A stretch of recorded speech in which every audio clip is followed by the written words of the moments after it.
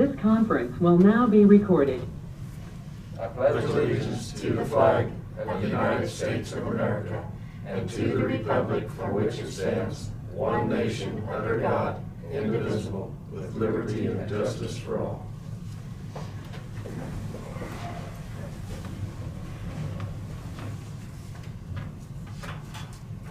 Good morning, January 19th, 2021, Marion County Commission. So open it up for public comments if anybody's on board up there. There's nobody in the building.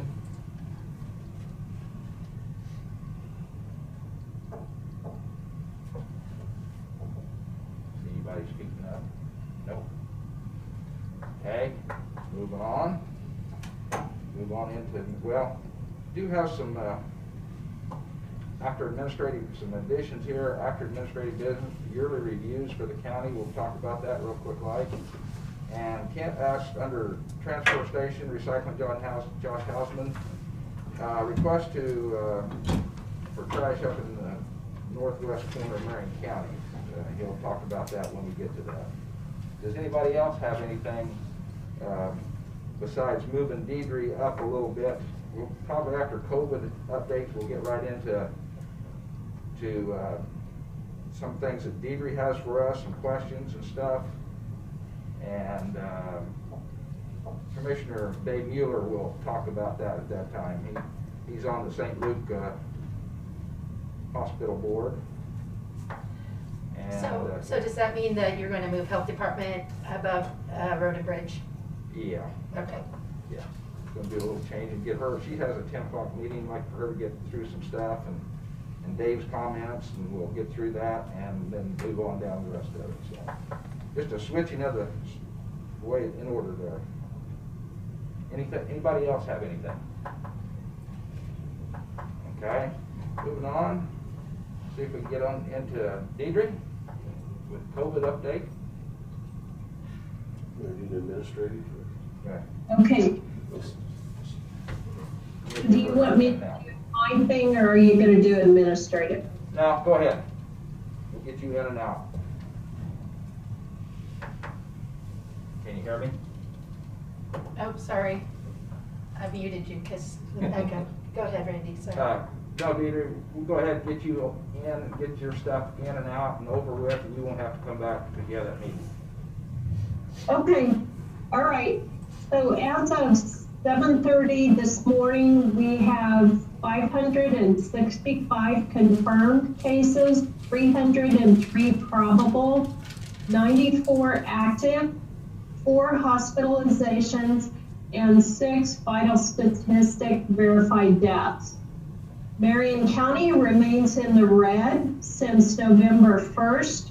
The rolling 14-day positivity rate for Marion County for the period of January 3rd through January 16th went up a little bit from last week. It's 14.7% with 78 positives out of 530 total tests. So I just wanted to clarify, because it was brought up in commission last week and the press noted that there had been little to no coordination between county hospitals and pharmacies. I would like to clarify that there has been coordination and collaboration with the hospitals, clinics, pharmacies, and the health department. The health department has been in contact with the entities and is aware of vaccination of healthcare associated workers. Coordination of vaccinating healthcare workers has been done in order to vaccinate those healthcare associated workers within Marion County. Hillsborough Hospital has completed vaccinating their healthcare associated workers along with some within the county for their second dose. And I have been communicating with Mark, the Hillsborough Hospital CEO, numerous times during the week, and have also spoken with Julie, the clinic manager at Hillsborough, regarding vaccinations when they become available. The health department will begin vaccinating the group of healthcare associated workers with their second doses this week. And St. Luke is completing Marion County Healthcare Associated workers with their first doses within the county. I met with St. Luke Hospital and the clinic last week and have been communicating with Kathy, the CNO of St. Luke, numerous times, and sometimes it almost seems like we talk with each other 10 times a day. So I just wanted you to know that we are collaborating. Okay, Deidre. And I will be meeting with both hospitals this week. Okay, Deidre, I'd like for you to stop right there for a second. I personally know of 2 of our commissioners that's made trips to the hospitals and stuff. First, I'm going to turn it over, but I know Commissioner Dave Crowfoot and Commissioner Dave Mueller. Both of them's been in touch with some of the nursing staff, and I think maybe they have some comments, real quick comments to make. So Dave, I'm going to open up to you first. Okay, just real quick. Again, I want to echo what Deidre said. Our hospitals and our public health workers are working together with Deidre. The whole healthcare community is in communication. That statement last week wasn't correct. And we want to make sure the commissioners, the public, know that our healthcare community is tirelessly working together, and that communication is going on. That's all I wanted to. Dave Crowfoot. Yeah, I got the same feeling when I went up to talk to Kathy at the Marion Hospital that they're trying the best they can with what they got, and they're looking for communication and leadership from the state and federal. But as far as Marion County, they're all working as a team together, the health department and the 2 hospitals. Okay, good. Either one of the other 2 commissioners. That's a feeling that I got.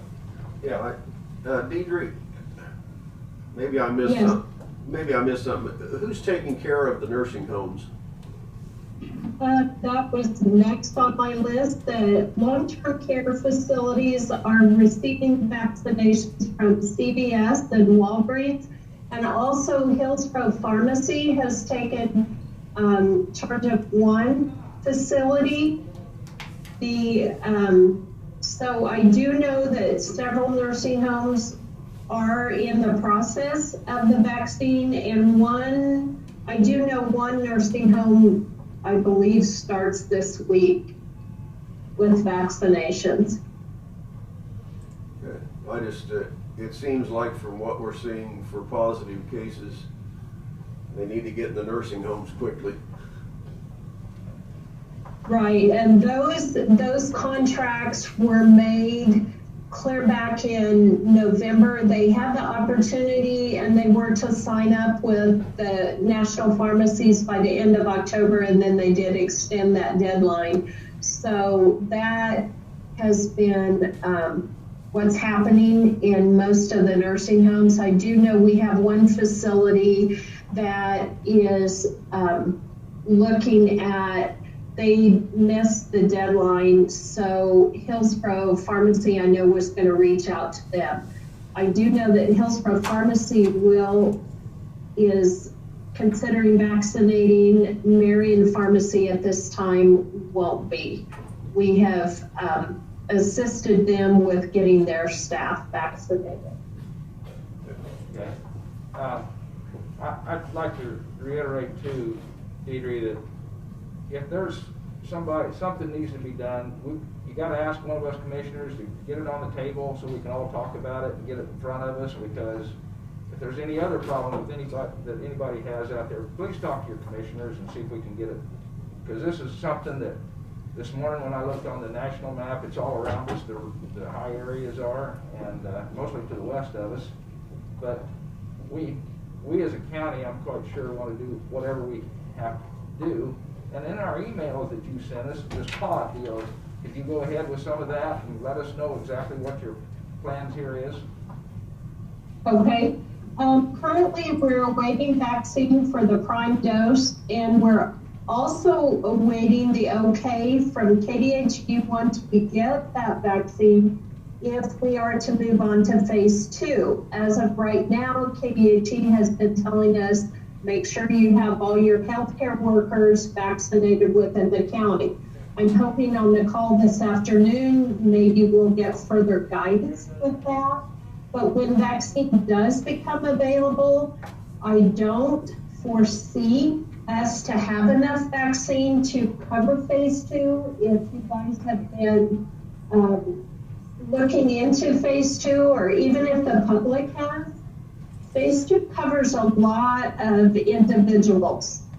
So in Marion County, we're an agricultural, and if you look through that, a lot of individuals are considered under essential or critical high contact. Therefore, KDHE will task the locals to possibly tier that phase so that we can get vaccine out as fast as we receive it, and we may have to break that up into tiers. So that's what I was going to ask for your guidance on that and your thoughts. How would you like to see that tiered? Okay. And I think your question then directly is, how are we gonna help? Is that what besides? Right, because now I don't want this to be set in stone, but I'm going to just give some examples of how we could possibly tier it. Okay. Because we have been collecting names, and in the 75 and older category, we have about 211. In the 65 to 74, we have 260. And I know both of the clinics have also been collecting names of individuals who want it. So if we were to get X amount of vaccine, obviously just that category, we probably won't be able to vaccinate 65 and above right away. So my thoughts were, and again, this is not what is set in stone, but my thoughts would be to go 75 and older, then to go 65 to 74, then to go to school personnel, and then reach out from that. Okay. My only thing is I'm sort of dealing with kids in daycares and kids in school and the teachers. I think the teachers, everybody wants their kids in school, and I think the teachers should rank up there probably a little bit. You know, I think we got them right number 2 or 3 now, but I don't know. I don't know how the rest of the commission feels about that, but I can see my granddaughter and her children and see what's happening with kids under the age of 5 and then kids above the age of 5. So I just wonder about teachers, how you gonna attack that. I see that in your plan. I have gathered, the schools have sent in numbers as to how many employees would potentially participate, or if offered the vaccine, how many would, go ahead and take that. And right now we have I'm still waiting on one school, but which my guess might have about 100. So right now we have about estimate 300 for just school staff that would want that. Okay. My other question is on this. So as you can see, we are probably going to have to tier it. Okay. My other question is are some of these people, I don't know that we've ever advertised we're taking names here as a commission. I mean, we didn't know anything about that. My question being towards that is, if we do get the vaccine, then these people say, well, I give my name to Hillsborough Pharmacy, I give my name to the Hillsborough Hospital.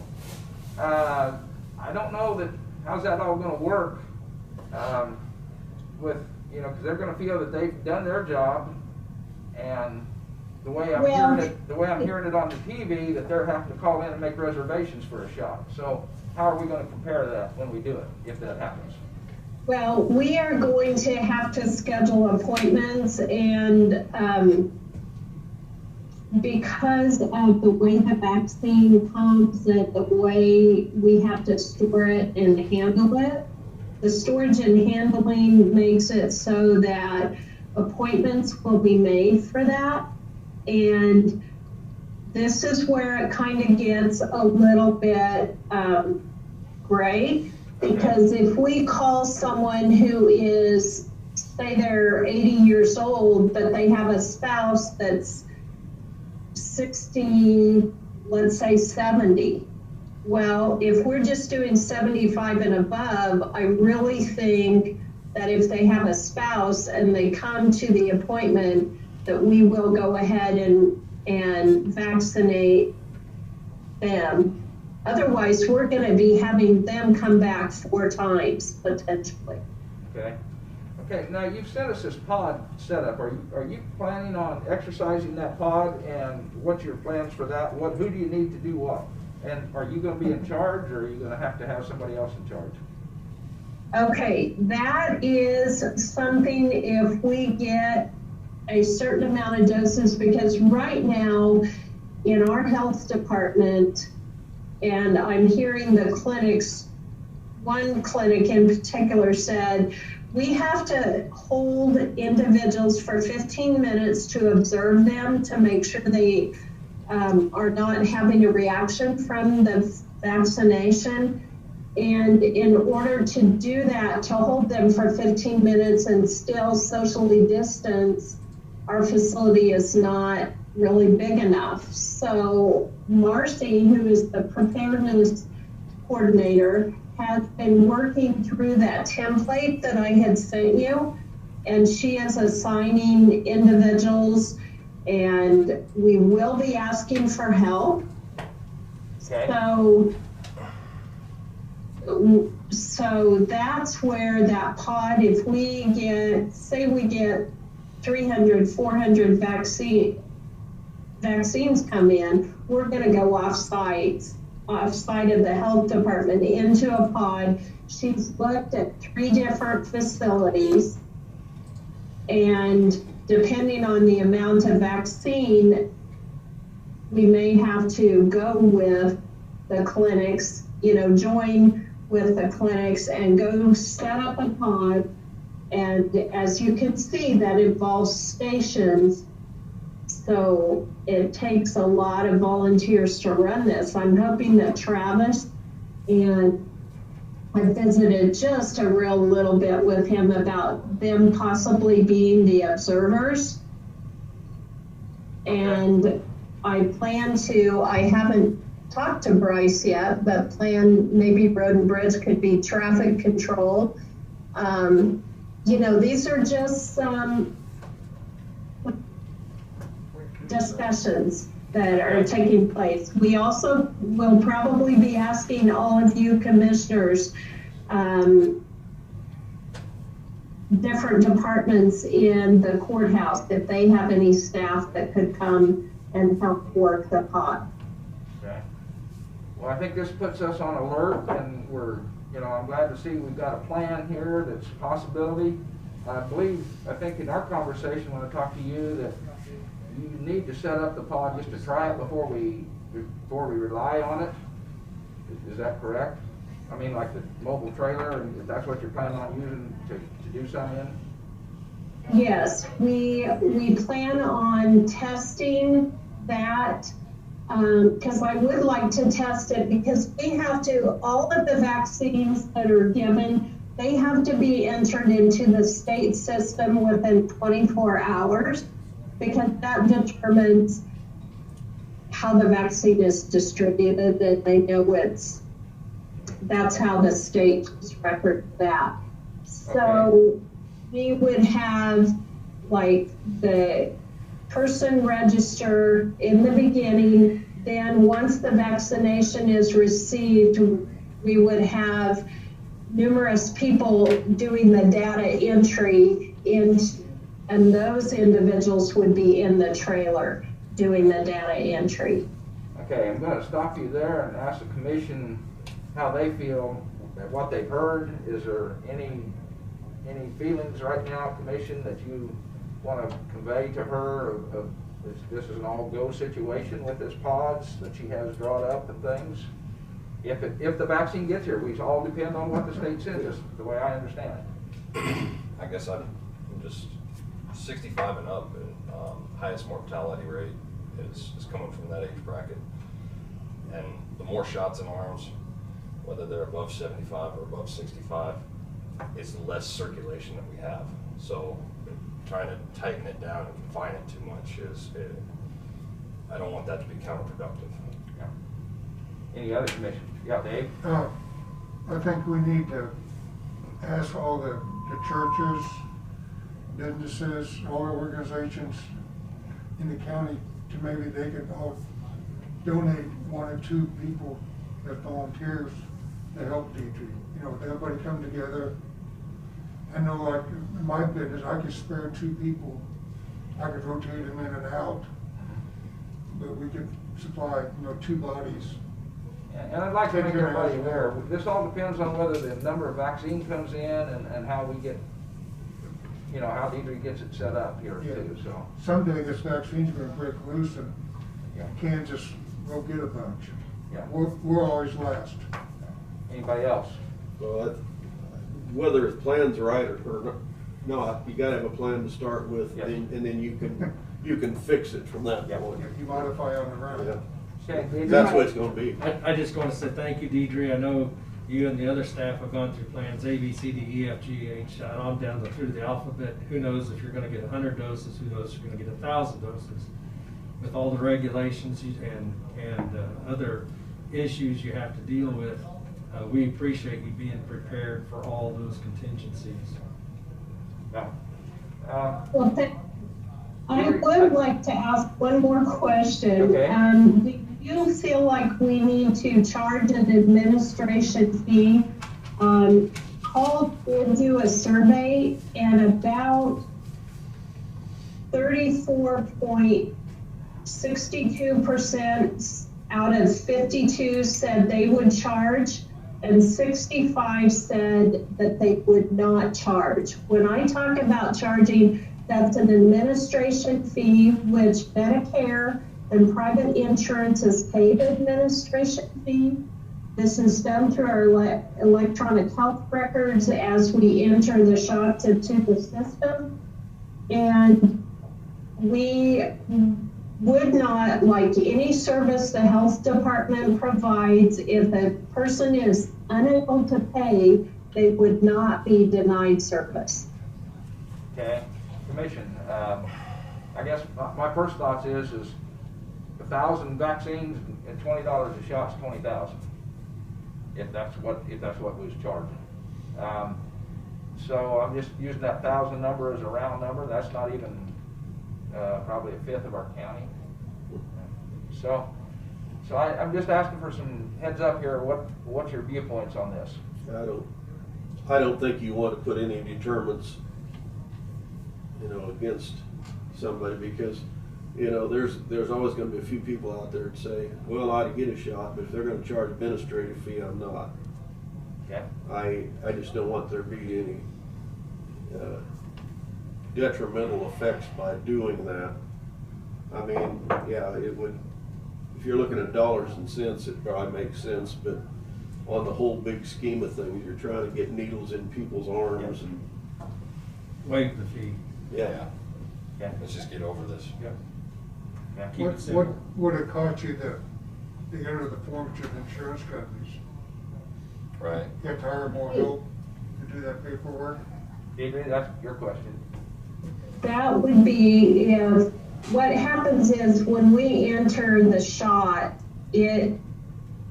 Jessica goes through and reconciles the billing. It is cut down because it's billed electronically. The only issue she has is if there's a problem, and the number wasn't entered quite right. So billing does add a little bit more, plus we would have to collect that information. So by billing, you do add a little bit more time to it. So, then I think I'd take it from the commission, unless Dave has something there that he's heard that. I take it from the commission then, shots in the arms is number one goal. Yeah, we don't want the billing clerk to hold up the people giving the shots. Okay. We want to keep the people giving the shots backed up and somebody waiting all the time. Okay. Okay, so what I'm hearing you say is let's not charge an admin fee. That's what I'm hearing, Deidre. So I think if that's the plan as of right now, it could change, but as of right now, shots in the arms is probably the most important thing we do. Okay. I'd like to clarify, are you, when you want to set up a pod or something, are you going to be in charge of that? Am I gonna be what? I Are didn't miss you going to that. be in charge of that? The reason being, because we need the emergency, you need your trailer set up, you need that, and we can give directives to Randy Frank to have it there when you want it. That's no problem. Well, I would be the, what you call the incident commander, but, and then Marcy would be part of that planner, and she would direct, she would, in a sense, train people their duties that day. So, Okay, and I think the commission would also say if there's something that you need Randy Frank to do, just tell him, we'll give him that directive that he's going to be working underneath you for that. okay. All right. Any other commission comment about where we're at with this, or any other questions, Deidre, that you want us to answer? Well, and then I just wanted you to take note of the Sparks funding that the health department was allocated at the beginning, and I completed the cost. And so I didn't know if that funding will be transferred to the health department fund or how that works. Okay, I'm going to turn that one over to Tina and see what. Okay, all of the expenses that were not payroll were not paid out of the health department fund. They were paid out of risk management. And so that's where the Spark reimbursement goes. So it never touched Deidre's budget. So she has received that funding. And we did do a year-end transfer. Deidre, I emailed you yesterday, but maybe you haven't seen it. We did do the payroll transfer before we closed the year. So it was 50-some thousand that went back to your budget for payroll. Okay. So you should be All good right. on everything. Okay. Okay. Well, Deidre, thank you for the update. We want to stay in touch. If you want me to assign a commissioner to work with you, I would do that at any time, so that we can stay in touch and keep people moving, okay? Okay, we definitely will probably be in touch with times and dates for you guys, your assignments. And thank you for your work. We appreciate you very much. Thank you. All righty. Bye. Bye. Okay, guys, I'm sorry, but I thought that was more important to get this done and get it going and make sure we know what's going on and what's happening. So now moving to administrative business. Okay. I had several pieces of information in your packet. So I did give you the draft financial statements, so I have prepared those. Those will be going to the auditor after we finish up with any encumbrances. That'll be by the end of February, and they'll review those. Just a couple of notes, we did not have to make any transfers into the E911 fund or the election fund. We had enough money in both of those funds. On the E911 fund, though, we did spend a lot more than we had planned, so that's something to keep an eye on. We did do the transfer of the additional expense of the transfer station to the general fund as you had planned. So everything looks pretty good, I think. So that was just information in there. If you have questions about any of those, you can let me know and I can go over them with you. You had asked Randy that I provide the resolution for solid waste fee. That's in your packet from last year. We had a thank you in here, basically some information from the food bank was in your packet. There's a letter from Hope Publishing in your packet regarding a potential marketing idea. And so that was the informational items that you have. And then we do have change orders.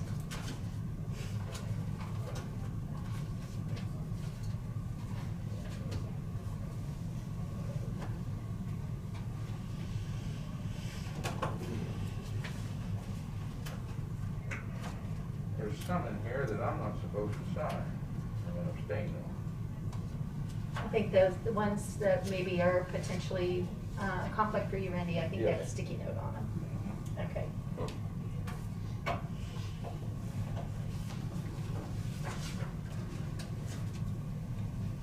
You have to learn that slide deal like Jonah did. Now, all the ones in here is not. No, everything should have, gets a signature. At this time of year, we don't have any that don't get signatures.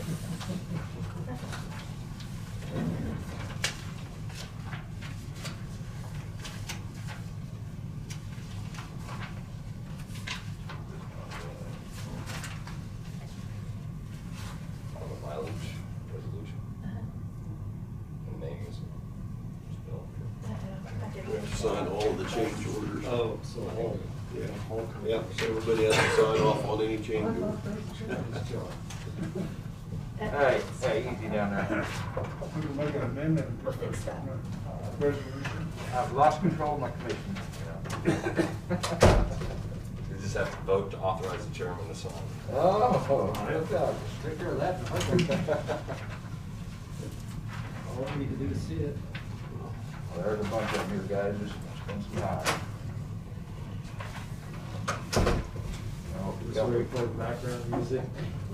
Yeah. Tina has a rubber stamp too. Muzak.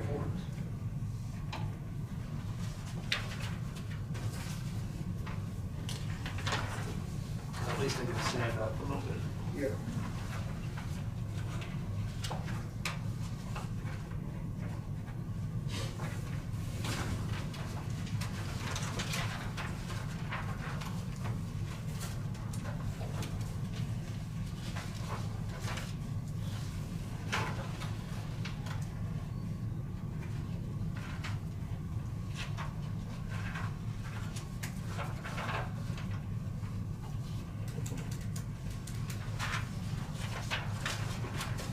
I'll even turn it to the signature. Just get good at making the paper airplanes, flying them across.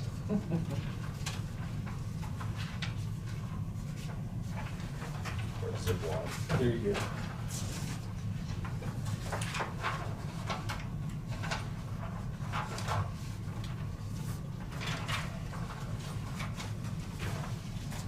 Yeah, can't believe we don't have a recorder here. Yeah. We have some online. Online.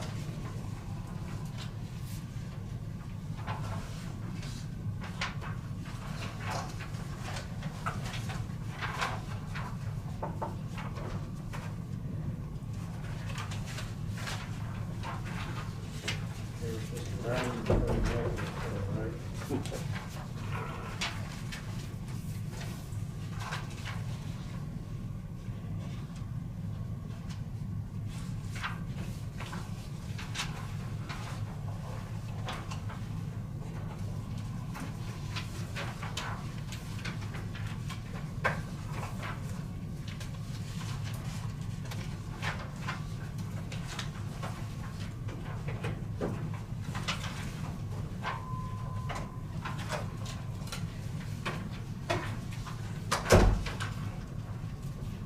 Figure out where the feedback's coming from.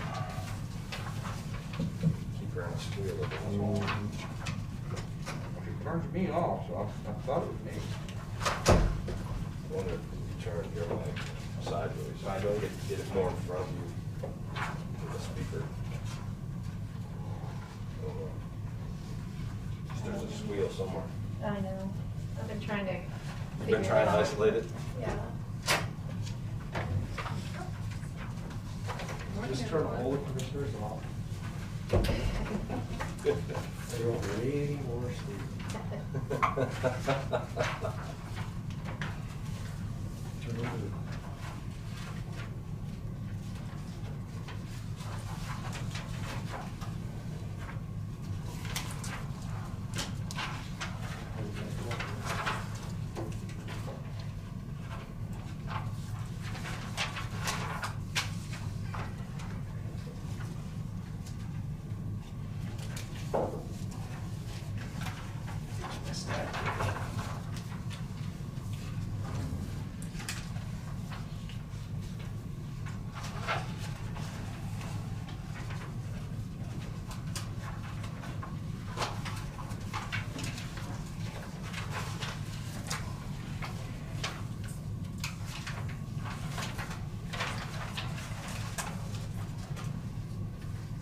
Yeah, we still got 10 more, 12 more goodies.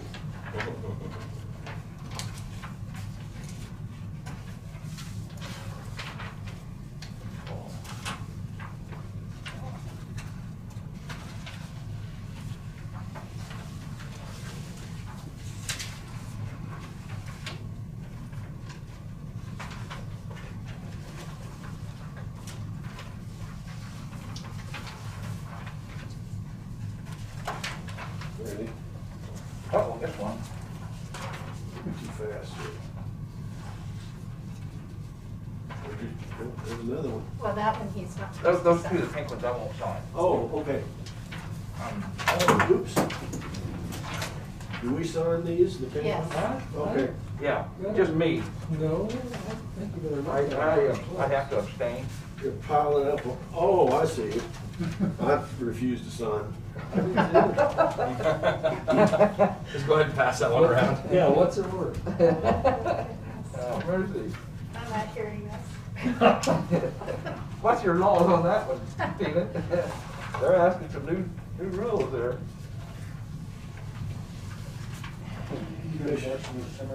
We don't sign any change orders that have commissioners in it. No.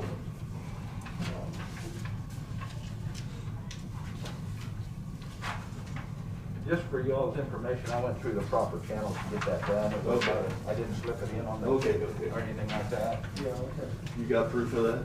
I can go ask the people in there. And downstairs. Bright red ones are put on the side. They just disappear. Sorry.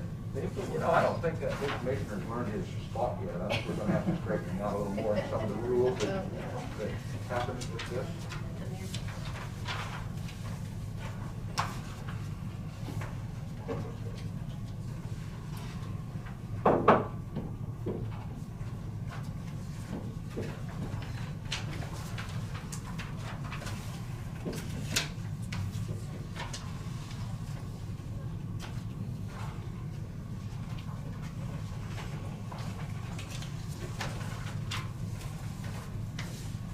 We done? Yep. You guys are fast.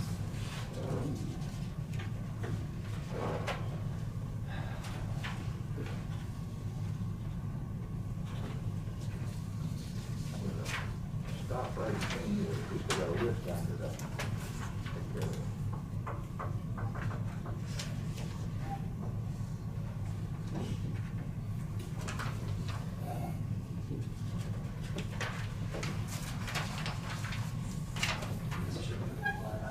You got the hard spot there. You gotta reach over across the desk. The table's just 6 inches closer.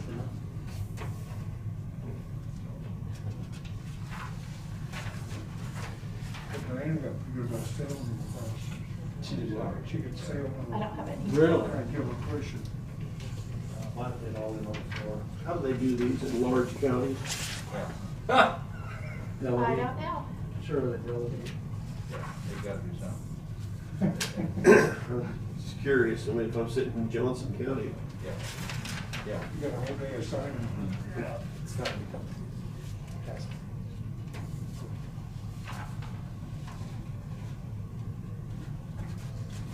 Take a big rubber stamp with all 5 signatures on it. Here's the 2 top ones. Check the name on it. That draft was quite a long deal. The financial statements? Yeah. Yeah.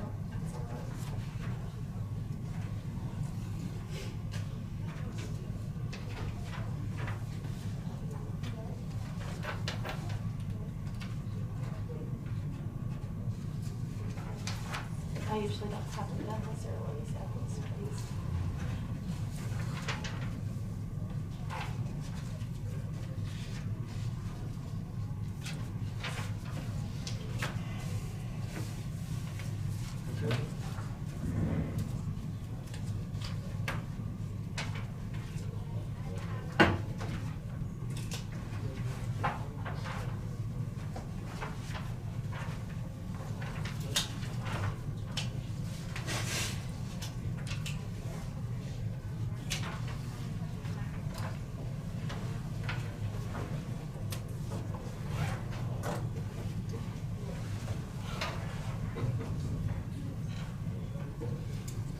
Did you save them for the last? Is that what you did? Yes, we did. Oh, we are.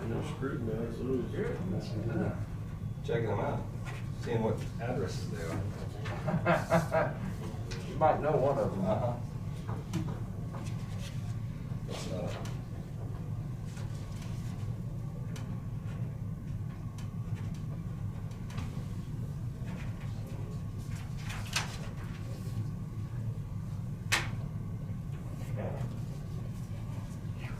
Got it, son. The next thing we have are the minutes of January 11th. Anybody have any changes for the minutes of January 11th or anything on that meeting? If not, I'd accept your motion. So motion. Joan made the motion, do I hear a second? Second. Dave second, Dave Probst, Commissioner Probst second. All those in favor say aye. Aye. Aye.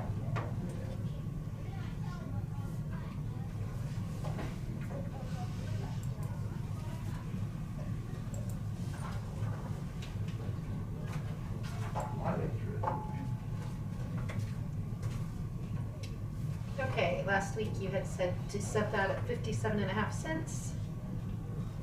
And that has been, that's what the way the resolution was prepared. This will be 2021-01. And I do have a corrected copy with hopefully everyone's name spelled right. Make a motion for resolution 2021 dash what? 01. Dash 01. Second. I made the motion, Joan is second. All those in favor for mileage of 57.5 cents per mile, say aye. Aye. Aye. There's that smell here.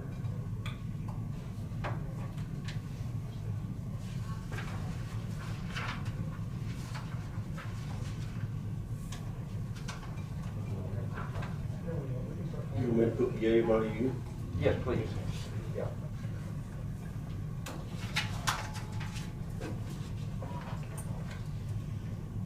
I like that. I don't know why they continue to mark out there. I like that. So you know, some down the road whether somebody opposed it or not.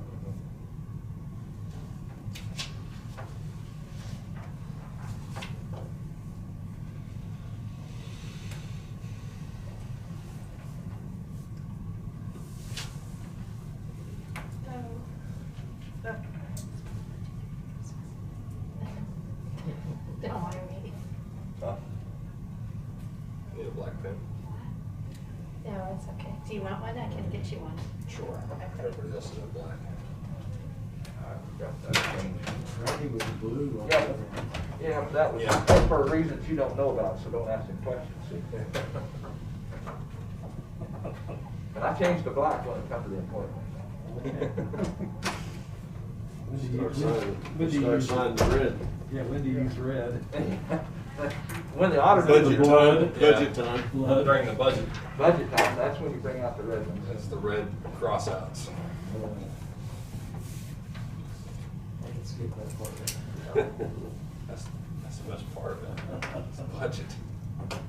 Okay, the next thing that we have is a resolution establishing salaries for the elected officials. And this is with, after the 30 cents reply to all but the commissioners. And so if you do go into the pay plan and start working on that, one thing to keep in mind would be your county attorney's wages are very low compared to other county attorneys. But we just went with what we have right now plus the 30 cents. And I guess if you make changes later, we could do a new resolution. So. Does anybody have any concerns right now changing beforehand here? I mean, she's already added the 30 cents, so, okay. And pay plan time, well, that may change.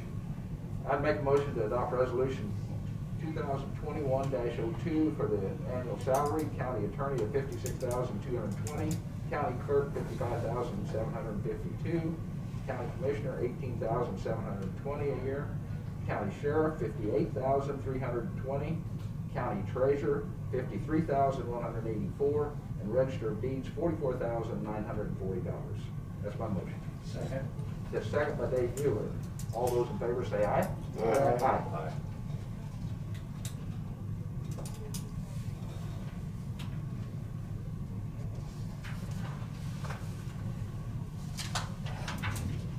Got me to mark a on yours. That That column out there just crazy. Jesus, where did you get? We gotta leave it blank that way, down the road. Yeah, yeah. I said, did I vote for that? At least I voted. No, didn't I vote?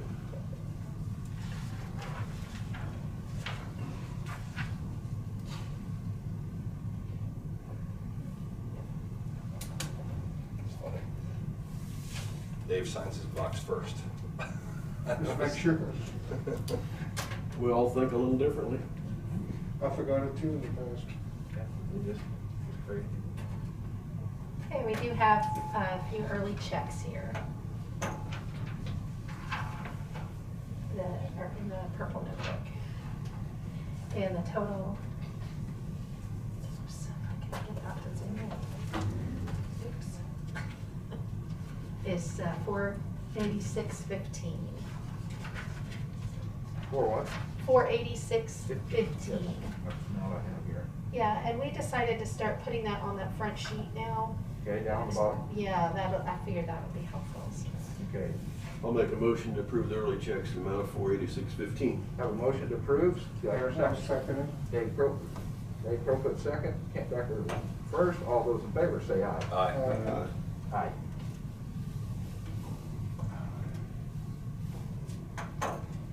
And the reason for doing these is that they had the due date that was before our regular payday, so.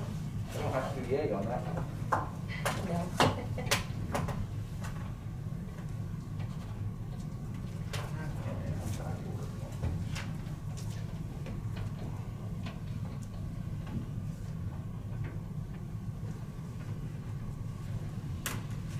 Move this one across there.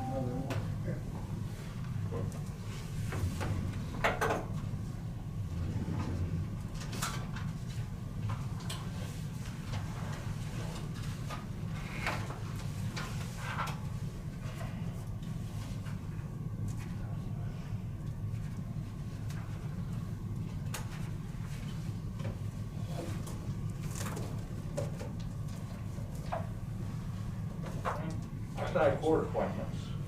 I know I have an empty position on the planning and zoning for my area, because Jonas stole all my people off of mine, and Dave Crowfoot, they stole some of them from me. But anyway, I need to fill that position. Does anybody else have any here empty positions on here, anywhere on this?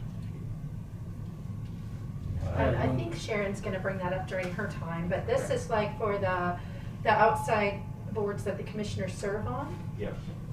So I know that the 8th District Community Corrections Board, that was a board that Diane was serving on. Okay. I don't know if you can see these very well. Yeah. So we have the Central Kansas Region Solid Waste Authority, which Jonah was appointed to. They have quarterly meetings, and those are, I think, all on the phone right now. The 8th District Community Corrections Board. Diane was. Harvey Marion County CDDO, which Randy is on, and that's a 3-year term until June of this year. Yeah, I guess. So, Mental Health Advisory, Dave Crowfoot was appointed on there, and that term is flexible. Mid-Kansas, the Mid-Cap Board, Randy is on that one, and that term is through June also. So in June, we have a couple that the board would maybe need to determine if you're going to continue or someone Okay. else. And then the North Central Kansas Regional Juvenile Detention Facility Board, that was also Diane's board. So commission would need to make an appointment on that one. And then Kent is on the SCED board. I'm not sure what the term is on that one. Just whenever. I think it's flexible term also. Okay, and then we have the RAPS, which Kent was appointed on that one. So backing up here to the first one that Diane was on, 8th District Community Corrections Board, and is I have not attended that. I haven't been on that board in all my time. And then down here she had another one. That was the, Juvenile detention. yeah. Did they meet in the same day or? Or the No. same Thursday. Yeah, it's one day. The same- Third Wednesday and third Same week. Thursday. That is up in Junction City. Mhm. So, would anybody like to step up and, for the first one, 8th District Community Corrections Board, or change around and move to that, just to see? I mean, I think we, you know, like I just said, I've never been appointed to that. But finding. Would you like to be appointed to that? I just, I know that it's pretty important, we get to see what happens, our juveniles go up there and get to see what goes on with that. Which one are you talking about? Either the juveniles down there. 8th District. It's the 8th District right now, but you get to see a lot of what's happening in other counties too with this, so. I'd say, Dave, you're pretty close to that up in there, a lot closer than anybody else. I'd be willing to take both. Take both? Unless there's other changes, other Okay. commissioners. Well, Anybody else they like- kind of mesh They together. do kind of Oh, work yeah. together. It's just too bad they're both in the same week. Right, but if Kent would Yeah, give up but his I two imagine they're or all Zoom meetings at this Yeah, it'll all point. be. It's too bad they're not. You know, One in the morning, one in the afternoon. And something to that effect, what you said, Kent, is maybe like now, I ought to get the times of that to where I could at least sit in and watch. You know, get online and to that board and just watch and not see what all. You know. If they allow that, I guess they Yeah. would. They're open meet, well, I don't know, I've never seen any outsider sit in on a SCED meeting, but that doesn't mean they can't. Yeah. But there's like 18 board members, so. They're pretty exciting. But I think that'd be a possibility, maybe just to watch to see what goes on, so. So no, I have no problem with that right now. I mean, it's a commitment that we need to make, and so, does anybody have any problems with that? Speak up, don't, you're not gonna hurt Dave's I'd feelings. take one if you didn't want both of them. Does everybody have two? Kent's got two, Yeah, but Randy's got I two. just- My RAPS board, sometimes it meets and sometimes it doesn't, so it doesn't take a lot of time. Meet when they need to. Yeah. Dave and Joan each have one, although I think the solid waste is probably pretty high. Yeah. Or not. It's pretty mellow. Pretty mellow, okay. Yeah. I think they've missed a few meetings too, haven't they? Yeah. That's, I've spent a lot of time on a dead phone, waiting. Fitting them up to trade too, that's fine. Well, I was just looking at the terms, and, you know, that's the reason why I didn't raise my hand, because I've only got 2 years. You got a guaranteed. term for yours. You got 2 years. Gotcha. You got 2 years left, and you got 4. So I Got was 2 fours looking, and 3 twos here. so I was looking at the 3-year terms, and that's why I wasn't raising my hand. Both of them's 3 years on that, North Central? No, just the one. So I would be fine with David Mueller picking them up. I'm not gonna. And if something happens, we could switch even in the middle. I don't see why we, could you switch in the middle or something? Well, you'd have to resign your position, then recommend another one to take your place.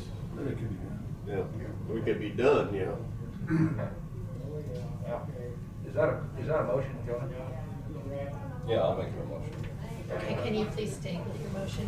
Make a motion that Commissioner David Mueller be appointed to the 8th District Community Corrections Board, in addition to being appointed to the North Central Kansas Regional Juvenile Detention Board. I have a motion by Jonah for 2 boards here to appoint to Commissioner Dave Mueller. I'd make a second to that effect. I will second. All those in favor, say aye. Aye. Aye. All those opposed? Unanimous. So do you do reports on these regional meetings to the other commissioners? If there's something that would pertain Of interest. to us. Okay, gotcha. Yeah, I mean, Otherwise, if you're just on hold. I don't think Diane ever reported anything. Oh, she Once, did already. occasionally she did. Yes. Okay. No, So, no. as of right now, no other changes, or doesn't want to make any other changes, right?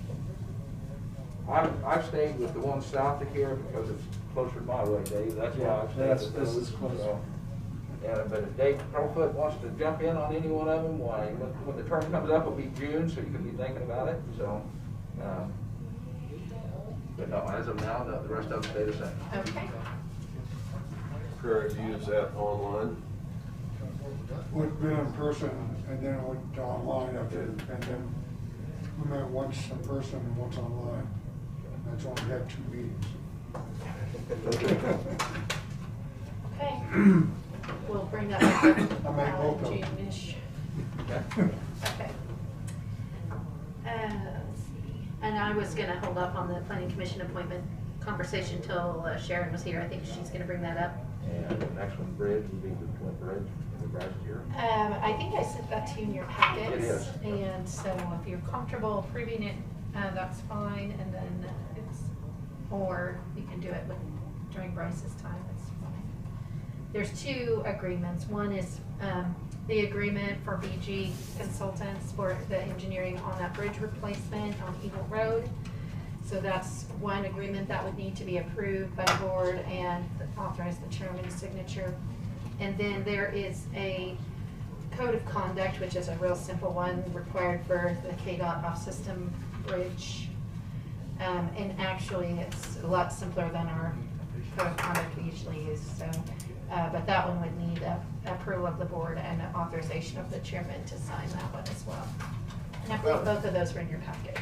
Since Bryce is coming up next, first the question we get to is approval of the engineering agreement on the BG on the bridge replacement. See if he has any other items on that. But I think we could just go ahead and make the motion if somebody wants to approve. Why don't we wait till Bryce comes in? I question on it. Okay, all right. So I'm gonna just go down to the bottom Okay. here. All right. At the very bottom of your packet, you had asked me to get back with the consultants that did the pay plan regarding what they might charge to come back. And so this just for, discussion and consideration, but basically I mentioned, put an option in there for them to just come.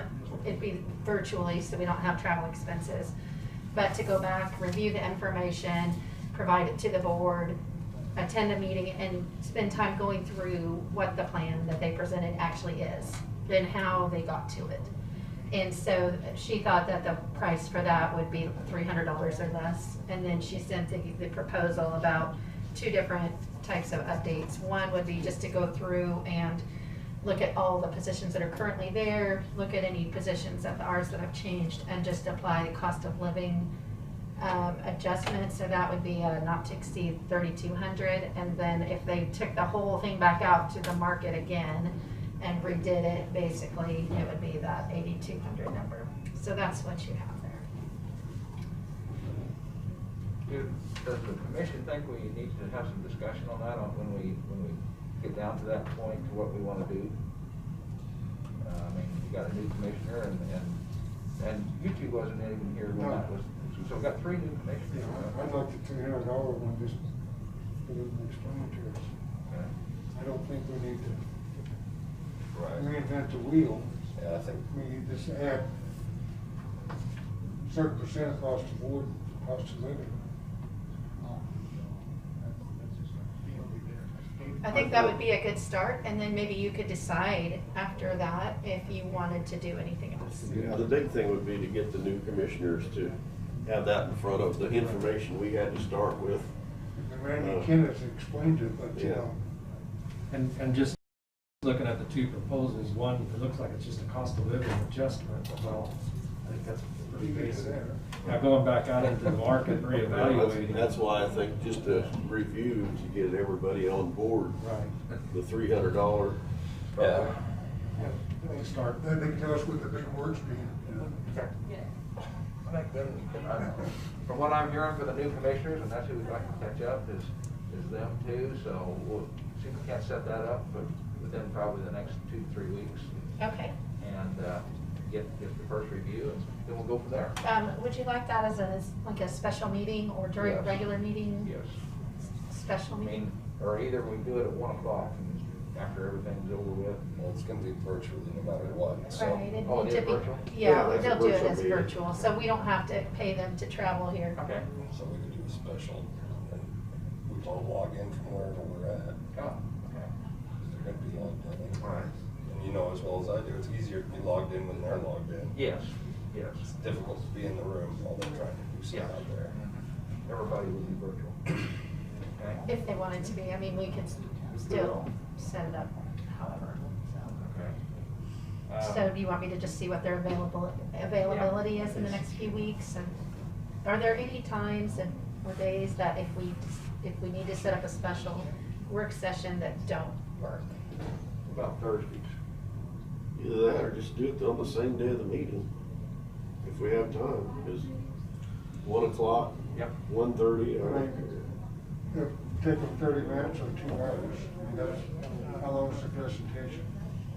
I think it's gonna depend on how many questions that you all have, so, okay. Do you have a copy of the McGrath deal? I think there's either in that drawer or in my suitcase at home. I cleaned it out, but I have the original McGrath deal, I think. I have a whole rolling cart full of their full of stuff. It's, You're talking about the 3 or 4 page deal. Yes. Yeah. Yes. Yeah. but yeah, we would get that out to you. Okay. And, Yeah, 'cause I got a copy in my briefcase. Okay. You did give us, Yeah, sure. I'll try to shoot for an afternoon on a regular commission day, if that's okay. That way you're not rushed either. Sounds good. And maybe you can That have way lunch. normally you don't have as many conflicts if you can do it the same day. Okay. All righty. We're just right back on time. We just changed some things around. That is, if I can join Mr. Bryce. He was just there. You just moved just about 5 foot. Yeah. I can't see him now. Bryce? I've been told lots of things by better people. And Bryce, thank you for waiting patiently. I changed some things around today, but I felt COVID was pretty important today to move ahead and get Deidre in and out and going. So now it's your turn to talk to us, so go right ahead. And my apologies for whatever it may be. What made you think that I was waiting patiently? Oh, I can tell, I can tell. Okay, well, and I thought it was kind of amusing today that I actually heard some laughter coming in here today, but then somebody couldn't sign in red ink or something to that effect, and then there was budget issues brought up, and I'm like, now wait a minute, Yeah. you know, so. Yeah. That's where red It's ink comes forward in. thinking. That's Yes. Forward thinking. That was the whole point of that red ink, is to throw it out the door and see if somebody hear that. Gotcha. All right, well, I'll try to get to this as fast as we can. We still have the bid approvals for the Nighthawk project at 10:30, I believe. Okay, I'm gonna ask you first on the, we held up on the approval of engineering agreement, B&G Consultants Bridge Replacement. Yes. Is there any changes or anything to that? No, and I was just gonna, I brought that in, I sent it to Tina, I didn't know she did in your packet. No changes, and again, I don't think it's gonna be anywhere near that amount of money. Their preliminary investigation thinks that we could get by with even a single span structure. So that would be less design and stuff to that effect too, but, no, we do have to have, permission. So are you saying that we are stuck with the engineering fee irregardless? The engineering fee is basically a maximum amount. They submit that to us and then we approve it. Okay, so you're saying that part could change? 'Cause Yes. That seemed absorbent to me for a Well, project. it is, but when, you know, I sent you guys that information, when you start considering all those other costs, it's amazing how fast it adds up. Yeah. But that also includes surveying, which we would have to turn around and pay too. We may have a little bit of Right, right yeah, away. I have a hard time with large item, field check plans, office check plans. Okay, it's the same people. Well, I can the issue. attest to that one a little bit, because there are certain programs that I have to pay licensing fees for. Yeah. And it's The- pretty expensive. Yeah. One of them's like 10,000 a year Yeah. for me to The, have. the issue with those costs is typically, you know, they have text, design, everything else, but it's the engineers, the project manager, stuff like that, that have the higher per hour fees that oversee that.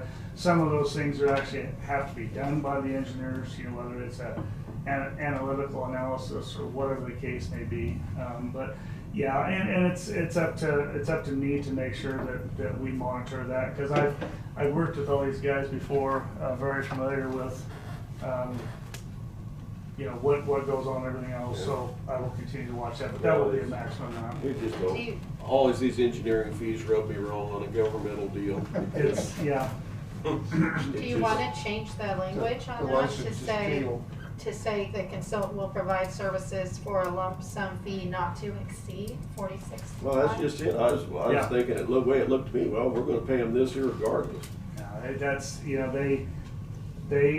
they're like everybody else, they overestimate, because if you underestimate and go back and need more, then it takes so much more to do that. KDOT looks at the fact is they budget off of these numbers. Of course, this one here is paid by the county, but all these other things are, you know. And I can also tell you that I've talked with a lot of other engineers as peers, and most of them do the same thing.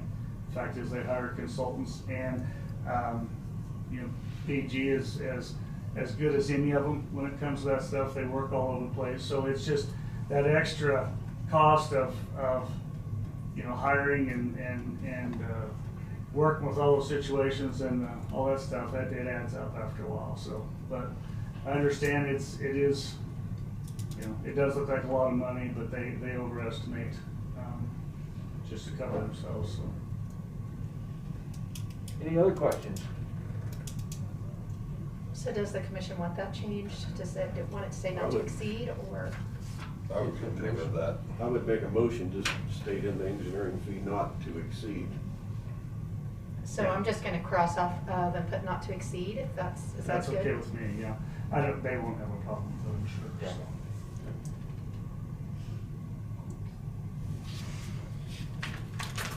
Okay.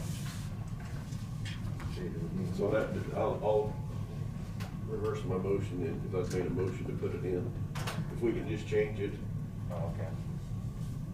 I I didn't know have you made made a a motion motion to yet. change that, so I'll pull my motion back out if we don't need to vote on whether to put that language in there. So it's, I think you can, when you make your motion, As I guess I amended. didn't write down a motion. I didn't realize you Oh, had made okay. one. So- I had made that a motion to change that language. Okay, so you could make your motion to approve the contract with the language changed to say not to exceed, and Okay. then to authorize the chairman to sign. Okay. do I hear that, Commissioner Becker? Yes, I'll change my motion to Not to exceed? not to exceed the 46.5, giving the chairman authorization to sign the engineering plan. Do I hear a second? Second. Second from Dave Mueller. All those in favor of that, say aye. Aye. Aye. 5-0. Okay, and I just put 2 signature pages right on the top there. Okay. Boy. I'm treating this chairman pretty good. Remember that, Tina.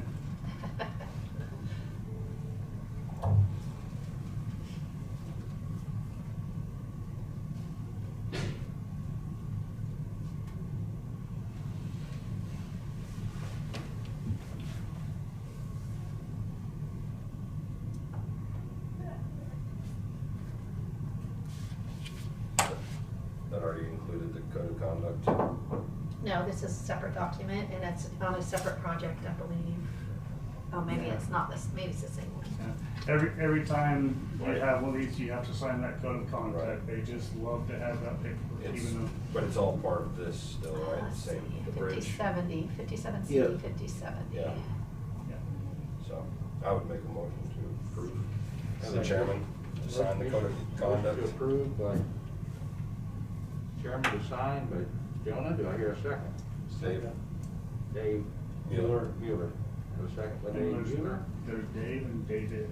Yes. And all those in favor say aye. Aye. Aye. 5-0. Okay, I'm gonna hand this one back for the first 2 pages is all I signed. Yep, that's good. I believe, okay. You just sign on the bottom on that one. Something about, well, I'm not gonna sign that, or something that, I don't know what you guys were talking about, but it was just, sounded like it was getting kind of serious, you know. It involves property tax. I got you, okay. Today's the 19th, yeah. Commissioner abusing his power. Is that what it is? Okay. Yeah, yeah. It's kind of the rest of the commission beating up on Oh, another. I got you, got you. Didn't realize the microphones were that sensitive. Well, you I know. tried to speak. All right, back to business here. Back to business here. Bryce, Okay. you're still up. Go ahead. Well, I guess, I didn't realize Mr. Haim was coming in today. Did you No, come I in for a just, reason? yeah, I did. Okay. I just want to personally tell you all thank you. I just started my 15th year, as you all know, that I turned in my notice. I enjoyed every bit of it, and I tried my hardest, and I am going to miss this place. So I just want to tell everyone thank you very much. So. We'll miss you too, and thank you for your service. You didn't change your mind, huh? Okay, he's got to tell you this Friday. Yep, yep. Never say never. We haven't voted yet whether to let you go. Yeah, I've asked him that question every day since, and he hasn't changed his mind yet. So, but Jesse, I'd like to say thank you. I've seen you as a laborer, I've seen you as a bridge culvert foreman, I've seen you grow in these years, I've seen you step up as a road superintendent too, so I hope, well I don't hope, I know that you will do the same in your next path that you go down. Keep trying to progress and do things like that. We appreciated your service, and you know, don't forget us over here. Please say hi to us every once in a while. I'll do that. Thank you very much, Jesse. Thank you, appreciate it. All the best. Thank you. there's always the common thing, people have said, yeah, I leave road and bridge and I come back and I get a promotion and raise. So, you know, anyway, it's just how it's going. So we, you know, so we've talked about that numerous times, but, so, yeah, he will be missed, so. Okay. But no, I just wanted to do that in person, so. Thank you. Thank you. Appreciate it. Thank you, everyone. Thank you, Jesse. All right. I have a utility permit from 3D Trenching and Backhoe to put a water line across Goldenrod. Request for approval.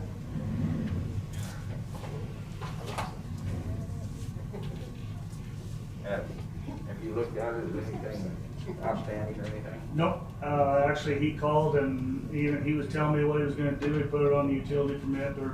They're putting it in casing. It's going to the new house on the east side of Goldenrod, right across from that school and stuff there. So we're building a new house there.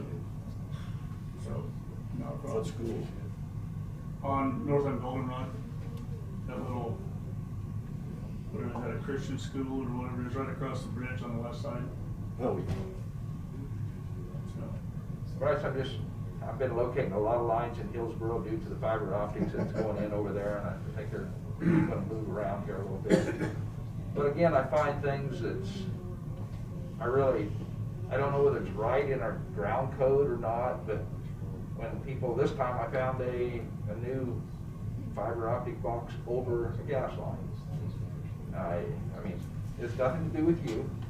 Yes, But it sounds- in the same token, I'm saying in the bottom of the ditch or someplace else, just, if you find something like this, I want you to straighten it out now Yeah. before 2 years down the road we find it or 3 years. Well, and it behooves the question, it says, why would you even want to do that? So now you're gonna go work on your telephone or whatever else right over top of the gas line, and, you know, if it was the other way around, I guarantee you they wouldn't like that. Yeah, But, yeah. you know, I'm not saying all that way, but some of them hire consultants or contractors to do this, and they don't follow up or whatever else. Some of them are using independent locators, and it's surprising what we get there too. So yeah, it's all the way around. Yeah. So. I'm also interested here, it's what's happening, if you remember the Dallas incident for the natural gas company, our company down there 3 years ago or so, they just concluded their findings, and it's on the line. But some contractor 20 years ago hit a lot of gas lines in this area, and they feel that that's what's just now happening 20 years later. Wow. That it ate through the pipe and Wow. started our leaks. So. Sure. So anyway, that's Yeah. something I appreciate. Yeah. Does anybody have any problems with this permit? Okay, go ahead, sign. Yeah, it's frustrating because, well, I got 2 fiber optic lines on Remington up here. One of them's Tri-County and one of them is Zale. And I knew they were fiber, but we want to clean out the ditch because it's an area prone to flooding. And I first called in locates. Well, you're going to have to talk to the engineers. And I said, that's why I called you in plenty of time, because I know it takes time to do that. But, you know, I also sit back and say, guys, I give you plenty of time. We need to get this done. And, you know, so they're like everybody else. They're worried about getting new services hooked up and everything else. And then, you know, so But yeah, we work out a lot, so.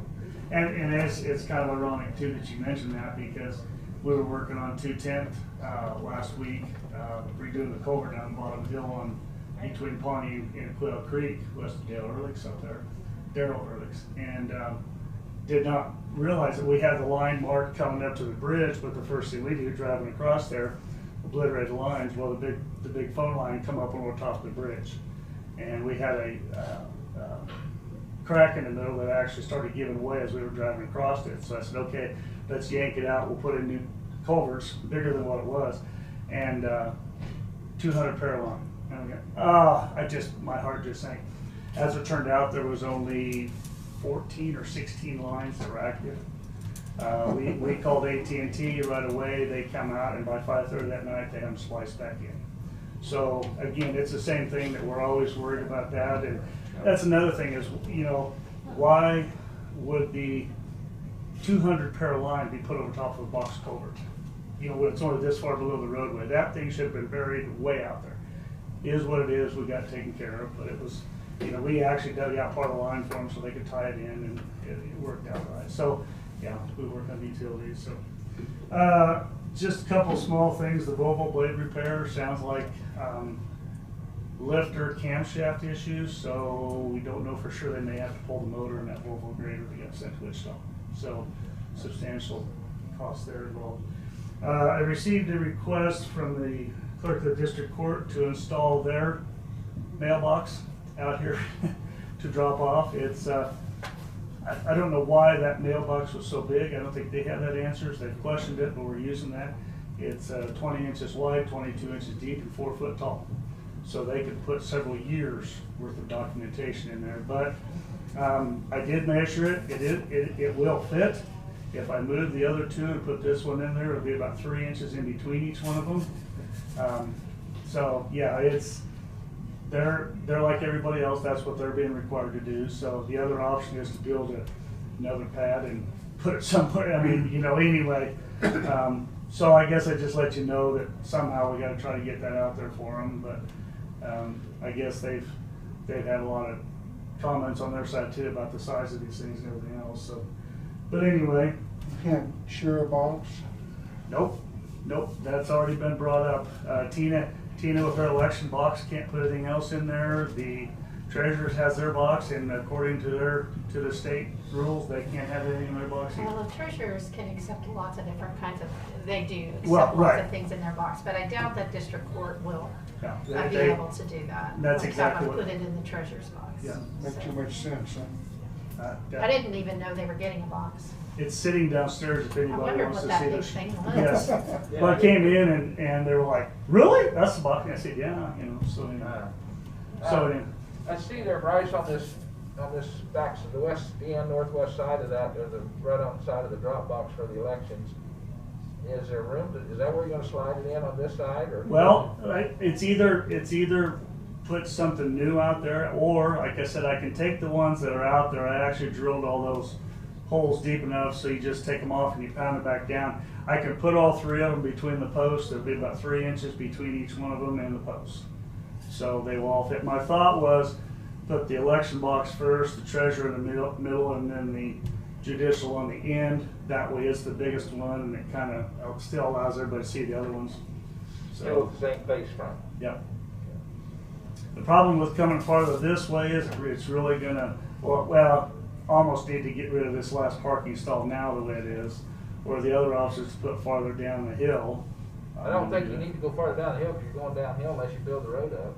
Well, I mean, what you do is I'll just make a drop step, maybe a foot or so lower down there, so it wouldn't be, it'd still be about the same height. But anyway, we'll figure out something, but just let you know. I didn't give you permission to take the 1.5 foot off that parking stall and move it back 1.5 foot to give you more room. Well, I mean, like I said, with that stall, if you park there, they have to go around that. It's not the easiest thing. Always worried about getting the vehicle hit, but anyway, so. Well, that's true too. We'll figure out something. So, I had crushed concrete bids come in last Friday. I think, Tina, did you get that to them? I was extremely pleased. $5.10 a ton across the board.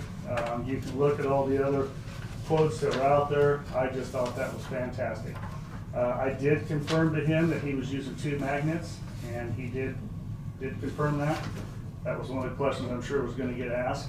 So, based on that information, unless the commission has any problems with that, I'd like to go ahead with it.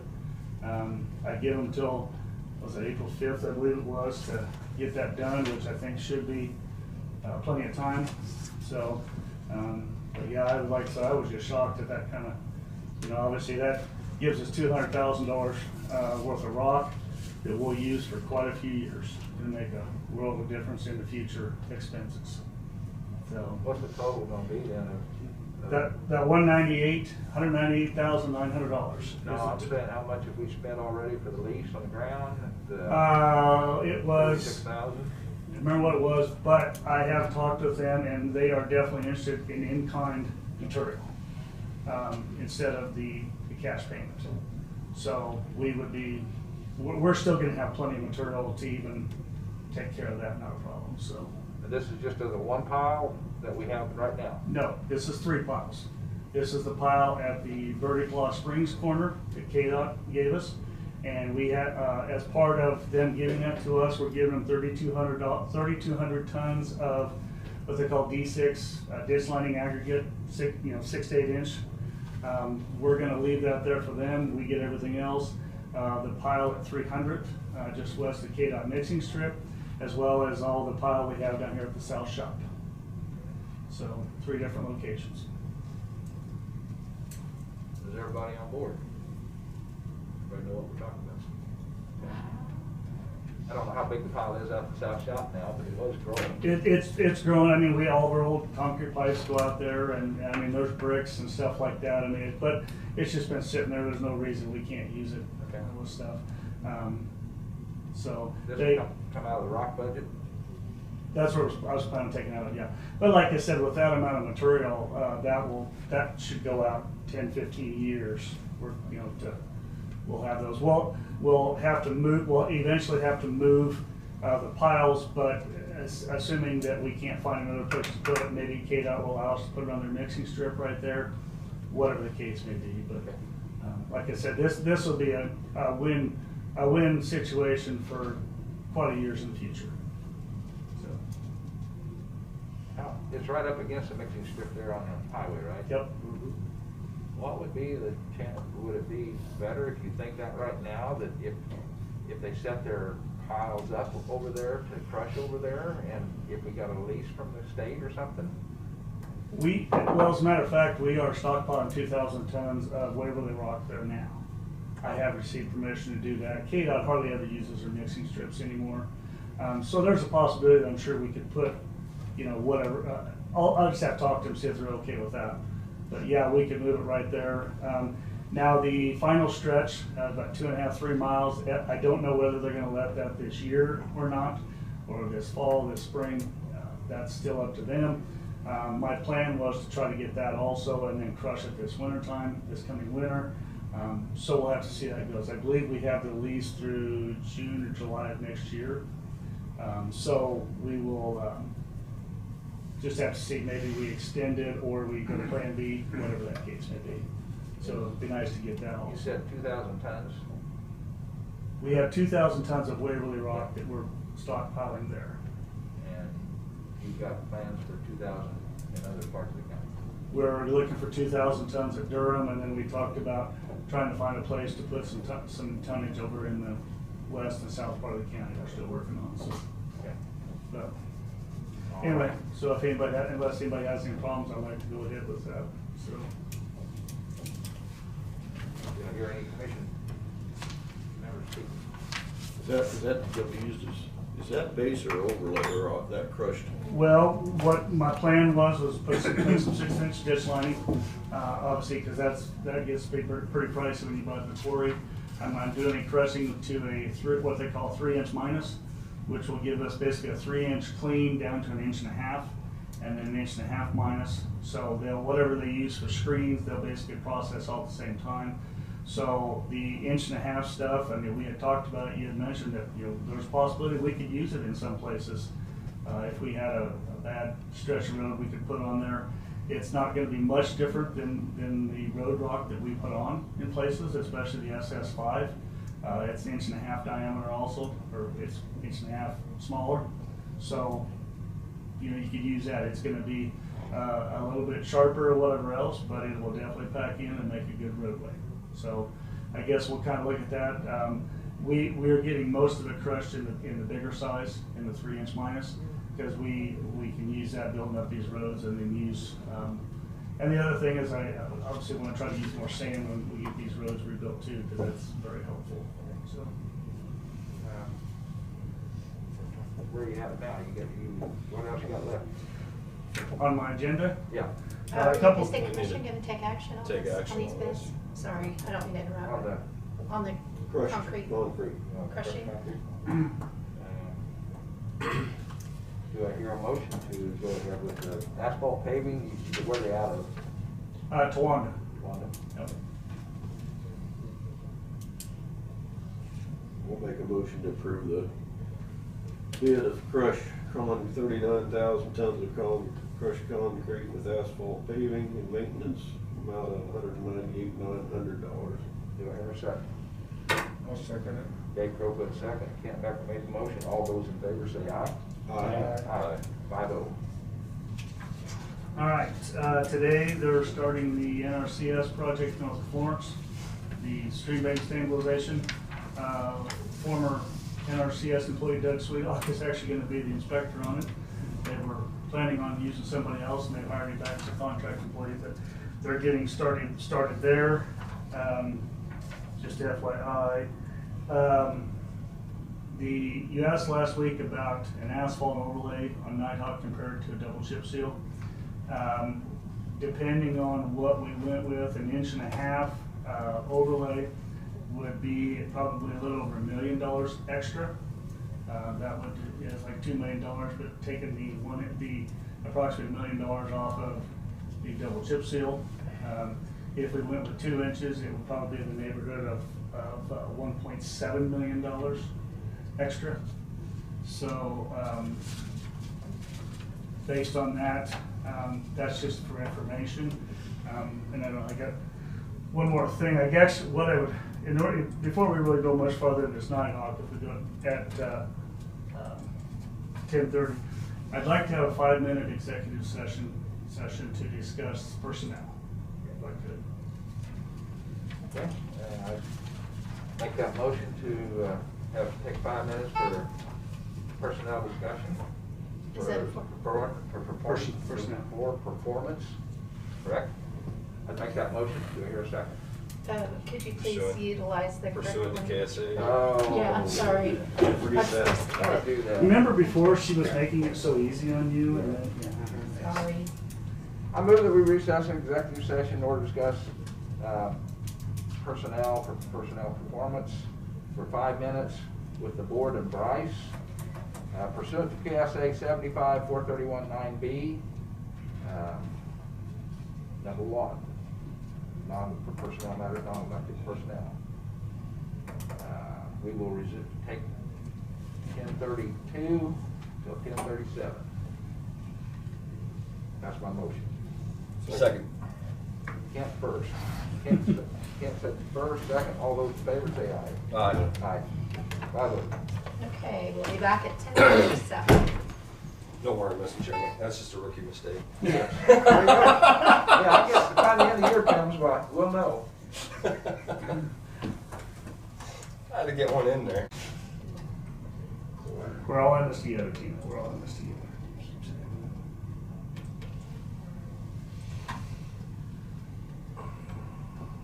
This conference will now be recorded. Okay, back in session. Out of executive session, I would make the motion that we effective immediately promote to an interim position for Road and Bridge Superintendent. Due to Jesse Ham's leaving, promote Steve Hudson up to, at the rate of $22 an hour, up to an interim. It's an interim position, is what it is for the time being. This position will be posted for anybody to bid. internally and externally. And we will move on right now, but that is my motion to promote Steve Hudson to an interim position at $22 an hour. Do I hear a second? Second. Second by Dave Mueller. No, it's Kent. Kent. Couldn't tell them much. Gotta put my Second by name. Kent. All those in favor, say aye. Aye. Aye. 5-0. Okay, I'd make a motion to address the road and bridge superintendent position summary and detail as noted. Does anybody have any discussion on what we presented this morning? See anything before I actually see the second? I'm just confused by what your motion actually is. Oh. You said to address it in detail. Does that mean you're gonna review it, or does No. that mean to approve it? I want to approve it with With these, the with the changes. amended changes. Okay, sorry, I was That's all right. confused. Sorry. If we get you off board, just let us know. Okay, I'll try, I'll try not to be too. No, that's difficult. fine. We appreciate that. She has to put it down in writing. Yes, That's- that's yes. exactly It's right. not what I said, it's what I Yeah, meant. yes, Yeah. yes, yes. That's Yeah, and- what I meant. And I get Maybe that not way said. sometimes, so that's why I appreciate that. Is there any concerns here?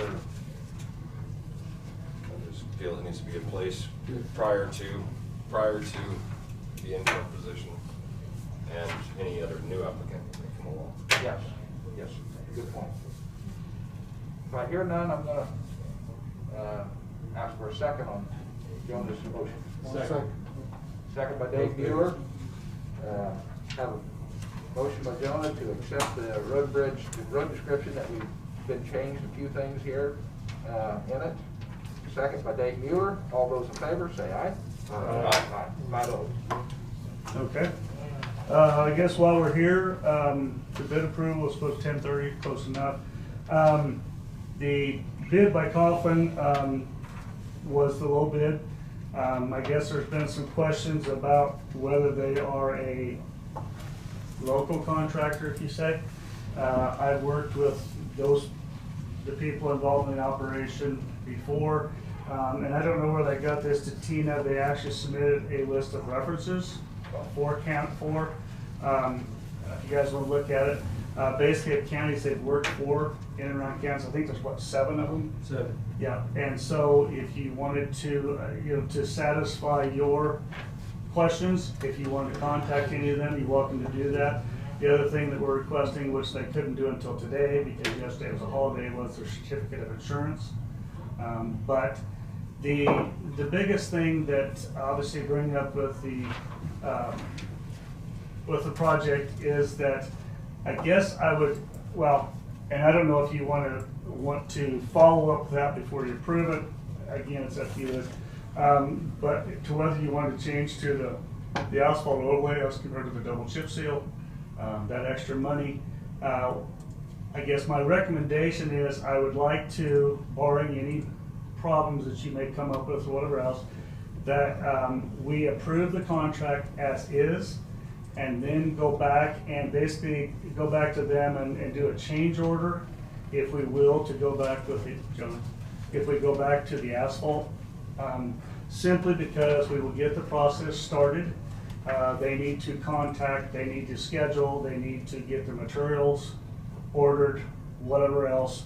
And because if we were to turn around and rebid this with whatever choice we make, now we're probably pushing more towards the back of approval into March by going that whole process, so that we now may push that project back farther into the year. The entire project is basically set up on weather stipulations because the cement treatment, stuff like that, I believe it has to stay above 50 overnight. So therefore you have to wait long enough in the year to get through that. But then the double chip seal also has to be done, I believe, by September 15th. Well, that is a condition there too, but the conditions. Like for the commissioners to have that. Yeah, you can have that. It's just an email copy. I just made the one copy, I just got it. Like if anybody wants a copy of that. Yeah, and so, anyway, so one thing that would be beneficial, again, throwing that out there, is I don't know what the schedule is like to get the reclamation done, but an asphalt overlay can be completed longer into the fall. than what the double chip seal is. But again, we've got to make sure that the full depth reclamation is done within those requirements. The other thing is obviously as soon as we're done with the full depth reclamation, we want to get it covered up as soon as we can, just simply because we don't want to leave it exposed out there. So I guess I'll leave it up to you guys if you would like to go through and call them before you approve the bid, or what do you want to do, and or if you want to have some more discussion about going to the asphalt. Again, you know, with material, an 1.5 inch would be the minimum recommended. So, Bryce, you know the process, it's on our blueprint, it's on our plan to have it done. Is it to be laid out first and then brought back in and put the cement in as you bring it back in? What is our plan for this? Well, that's what they call the pre-mixing, is to tear it up, mix the material back in there. Everybody's going to have their little different quirks or whatever else. We just got to make sure that everybody's following the information that we sent out. What's sent out? Which was in that to give them that permit. I don't know exactly what it says, but and the reason I know that is because I've had people say, well, they're not going to do this and they're not going to do this, and I said, well, that's up to me to make sure that they do that. Everybody did the same requirements that were in there, and so that's what we have to stick with. Okay. So What, Go ahead, Bill. what's the asphalt estimated per mile? Inch and a half or 2 yeah, inch? what I did is I contacted a couple of people, and it's mainly due to the length of the haul.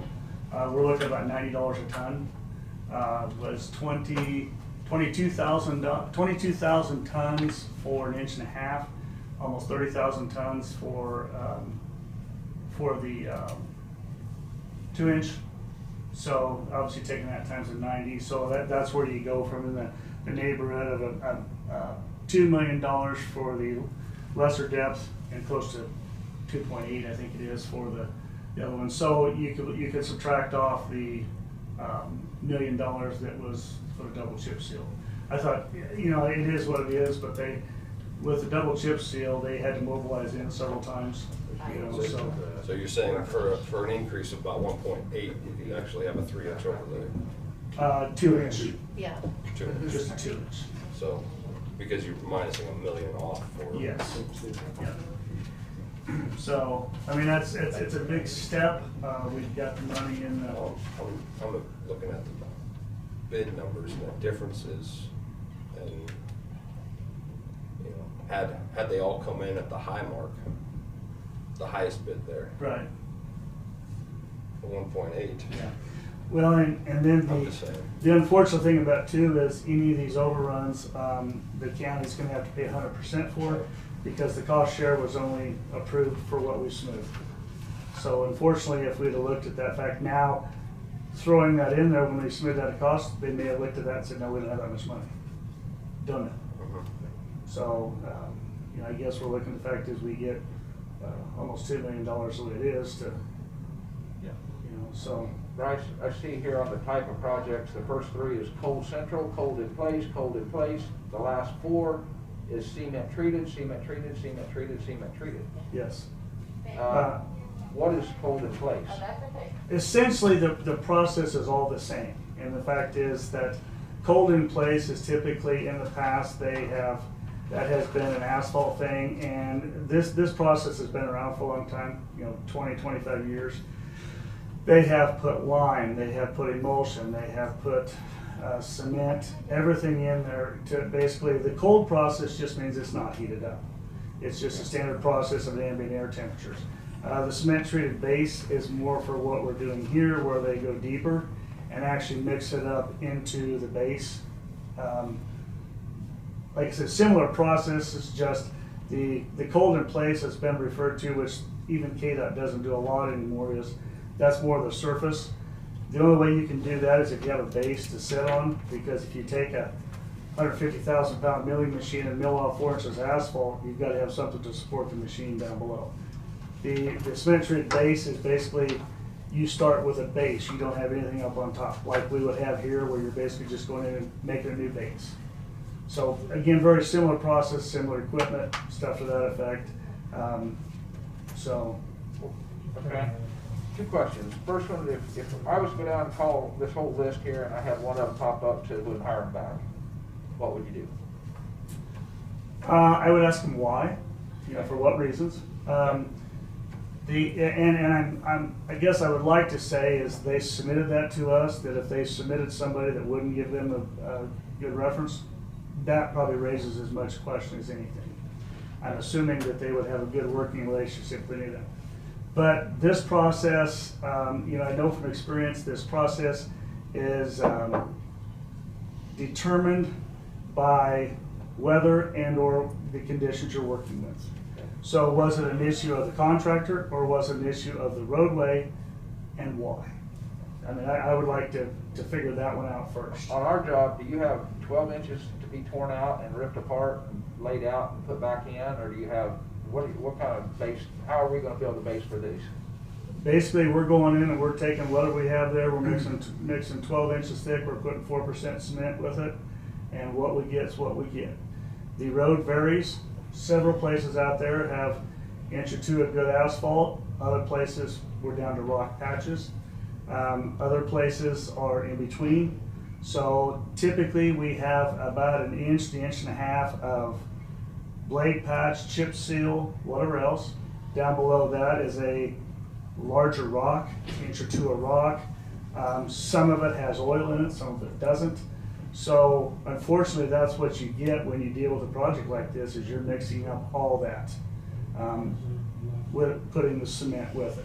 So we're not hauling any rock in to mix back? Well, no, and that is part of the specs too, is we typically, they don't bring in other stuff to mix, but one of the things we will work with is the contractor has to submit a mix design for this, approved by an independent lab or whatever else, to set up strength, moistures, things like that. That's another thing, if we get this approval, they can get that started. So if they do come back and said it would be beneficial to add whatever else in there, we can still deal with that. Now, whether that would be rock we haul in, whether it be crushed concrete, whatever the case may be, because obviously that's what we're looking at, is to make the best base we can. Moisture samples and stuff like that were done by Cook-Flap-Strobel's study. Those were, I think, were they maybe even 2018 or before that. So things have, I'm guessing things have changed since then. Basically due to all the water and stuff in 2019. We've got a crapshoot again out there. But that was just a preliminary study, so we really need to go back and find out exactly what we have now before we can really go any farther. Or, I mean, to determine what we want to do exactly. Okay. So, I wish there was a black and white, yes or no, cut and dried answer, but that's what we face with all this stuff. I mean, there's always the possibility that you get down 12 inches and say you get a swampy area, whatever else, you're hoping that you can bridge across that, but you've also got to get the equipment across there too. So.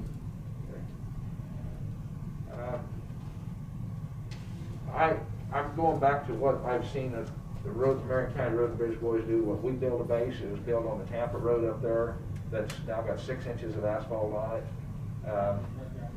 Those roads, there's some down south, there's some all over the county that I've seen us, the county, in past years, where we brought a lot of rock in to throw back in to bring a road back to build a base on, but we didn't have, all we had was a bow bag. Mm-hmm. That's the only thing we had. We didn't have no cement, nothing to add to it. It was strictly just rock and bow bagged it in with this stuff. So yeah, I'm just concerned on how we're doing it.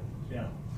Well, and to be honest with you, I'd like to say that we could go back and do that with all of our roads, because that's what it needs to do. Number one, even if you went 6 inches deep, you're mixing up the top 6 inches of rock and asphalt and whatever else, or if you add extra rock. In essence, you do the same thing if you go in there and mix it up and just turn it back to rock and leave it rock for a while.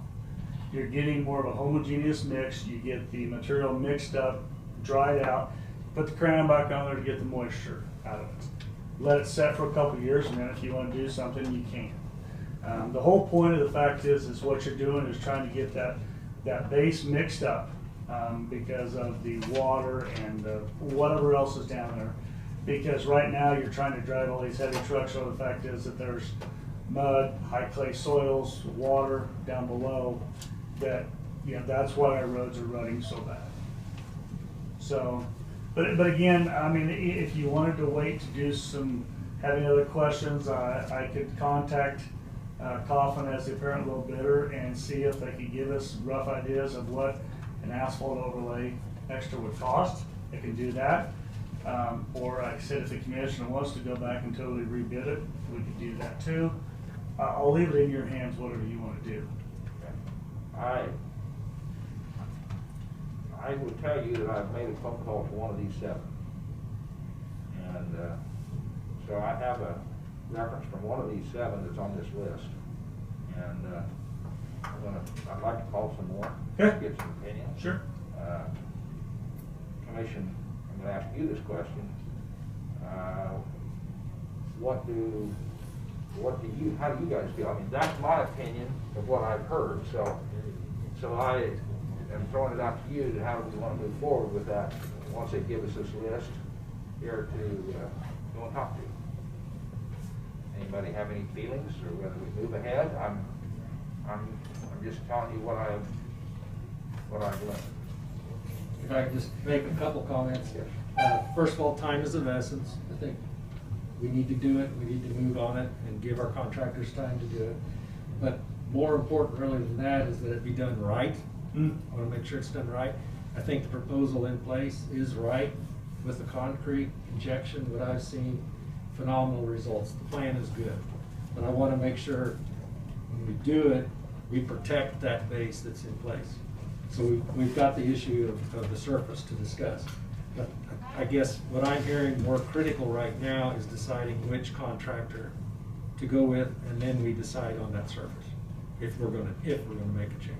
I would say yes, but I also definitely want to make sure that this is, I say, a new process for the commission, that you guys are behind the whole process. So, I mean, if okay with you, if you want to take a week to check this stuff out, call these people, whatever else. 1 week isn't going to kill us, but if we do turn around and rebid this, or whatever we do there, we're talking 6 weeks to 2 months. I wouldn't be in favor of rebidding. Okay. No, And I mean, that's just. I mean, we've got a plan, we've got a process. I agree. We've got an engineer that can go out there and say, you're not doing this right. Yep, that's right. I think it's good to have the references, but I think we can call all of them, and some of them will say they're great, and others will say, yeah, they're kind of mediocre.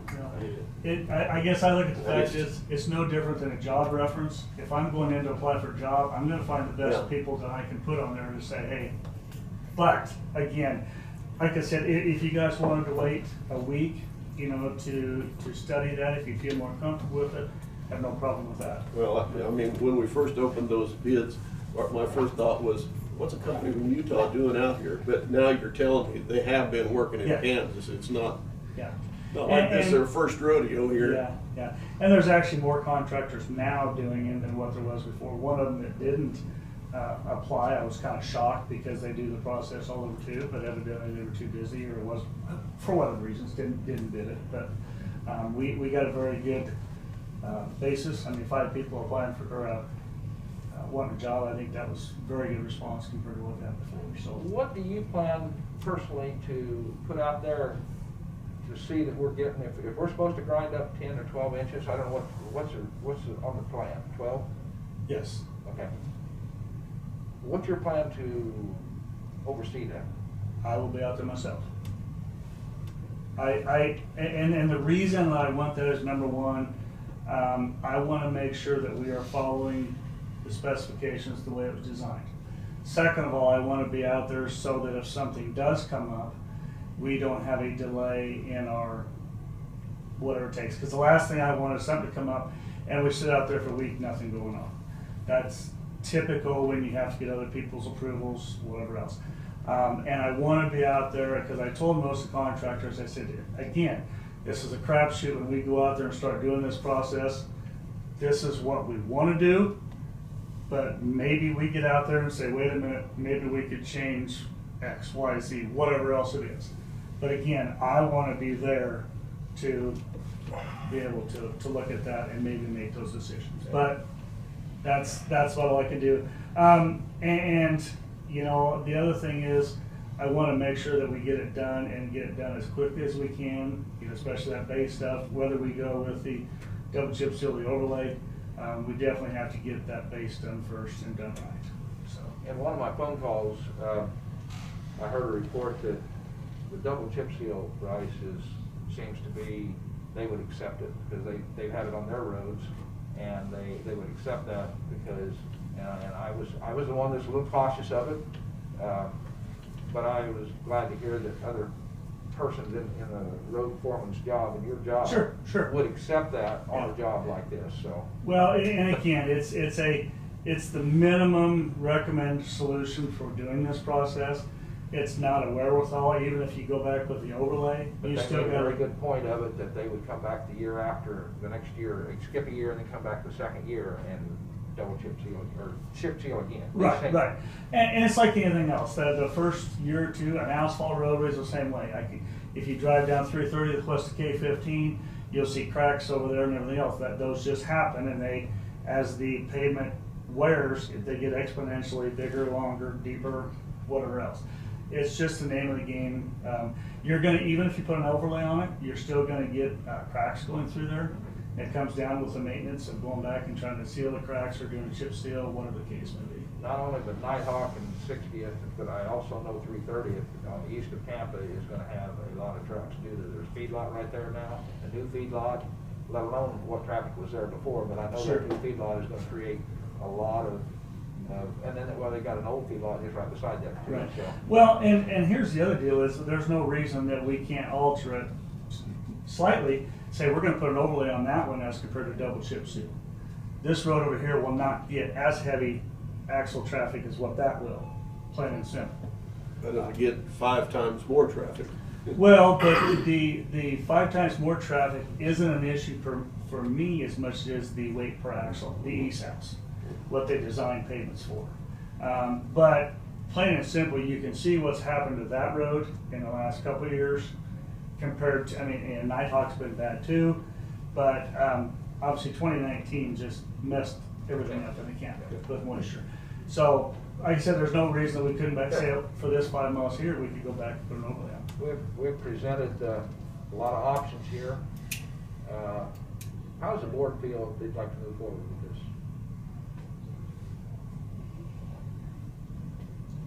Well, I think it's been a priority that we get it done.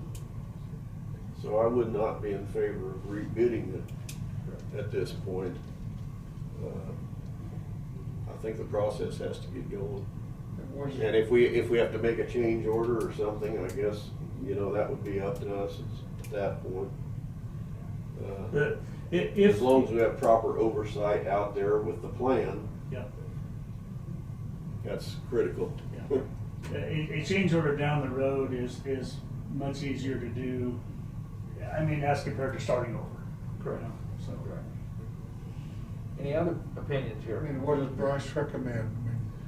I mean, Again, the main thing is I just would like to get the process started, to get that going, because there's so many things that they have to set. The main thing is set up their schedule, because again, they're basically set from May till, August. Doesn't give an awful lot of time. Granted, it should go fairly quickly.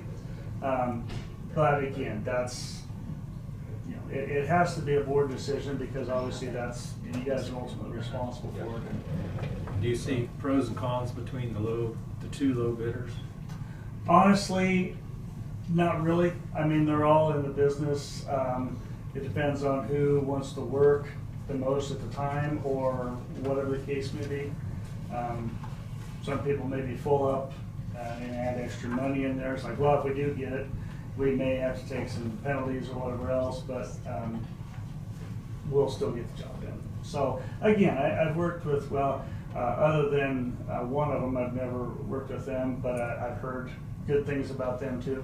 And like I said, I'm sure they can all submit the same references saying that, good. I mean, like I said, you'd think they'll be good, but so.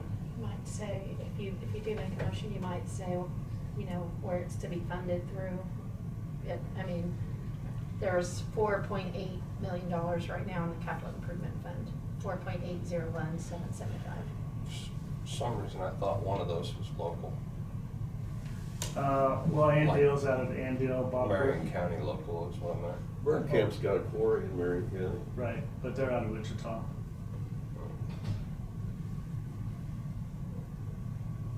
Difference of somewhere around, if you used to make that almost 300,000 difference, 270, so between your bottom bid and your next lowest bid. Right. I will say Burn Camp treated Marion County very well on 330th. That was who did that up there. Right.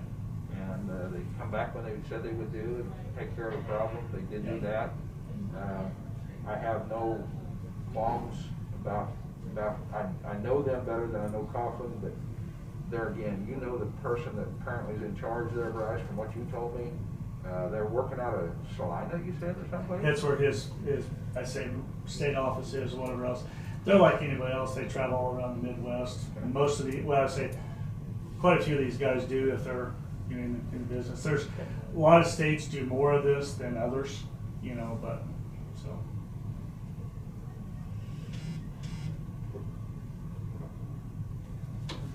I have a bid of $2,653,500 for the low bid.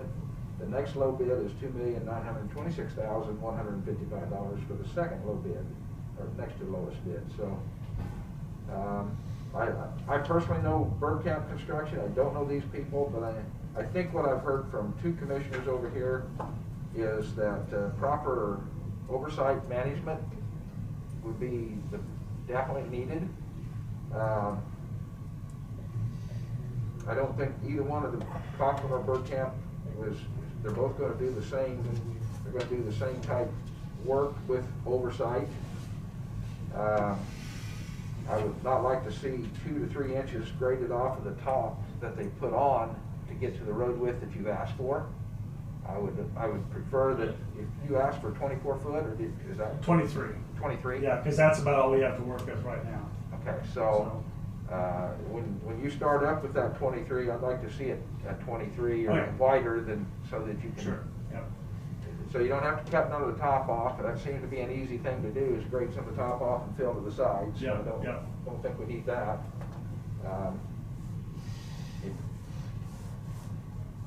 Any other final comments? That's fine. I'm concerned. Double chip seal, I've heard from some people that seems to be good. I'm okay with that for a lot of it, whether we come back and change something later.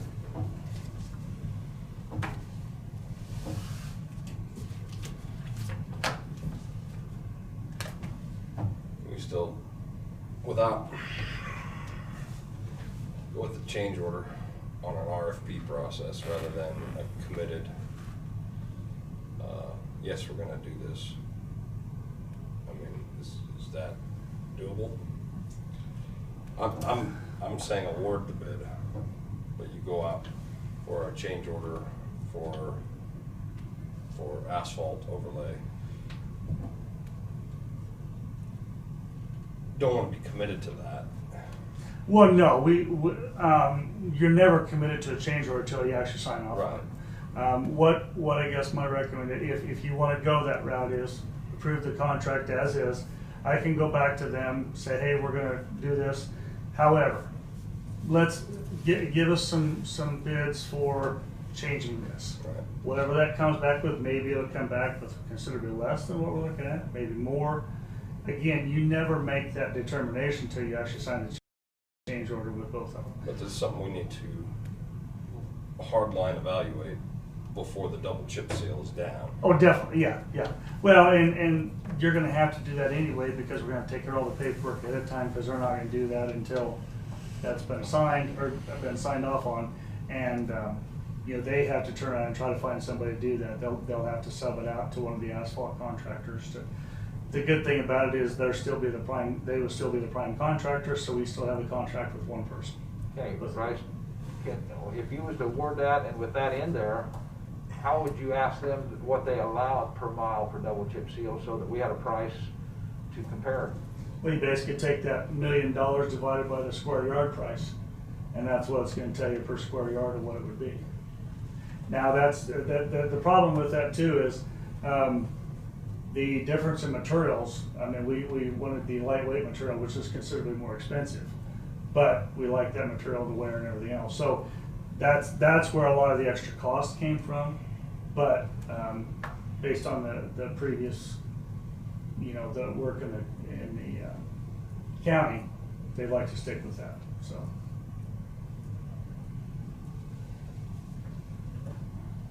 I will see if the motion passes here. I make a motion to go with Kaufman Company Incorporated, St. George, Utah, for the price of $2,653,500 for the project to be funded.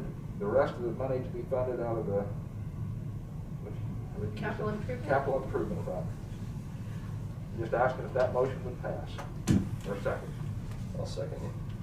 Have a second by Jonah. Any discussion? Any further discussion before we accept that motion?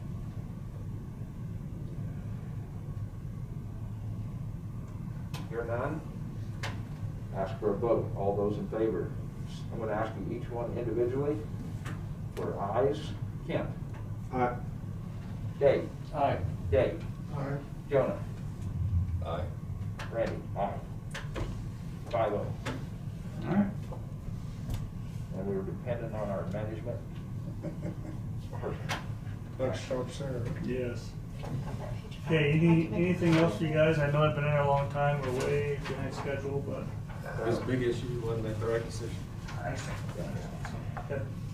Anything else, or I guess you guys, if something else comes up, feel free to give me a call. Oh, you betcha. Oh, I know. But you know Top's what? on my list, buddy. I don't, not a problem, like I said, if it's day, night, weekends, whatever else, that's what I'm here for. So, okay, thank you, gentlemen. Thank you, Bryce.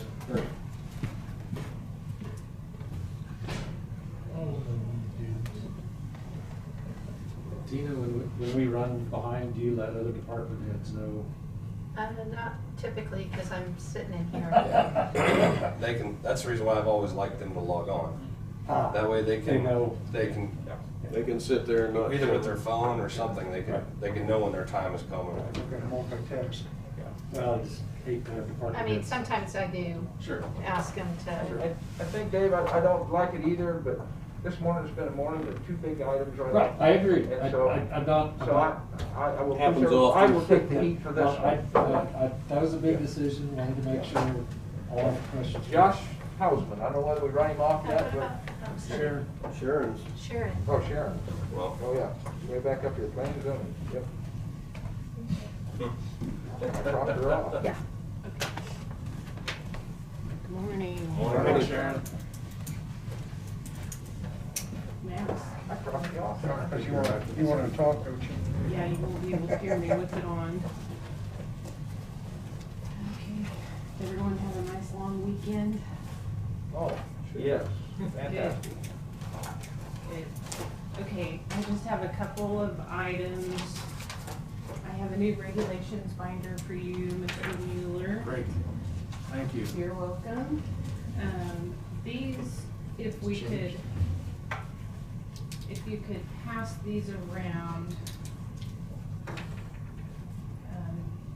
This is the December 2020 version of Article 27 and this year's PCBZA schedule.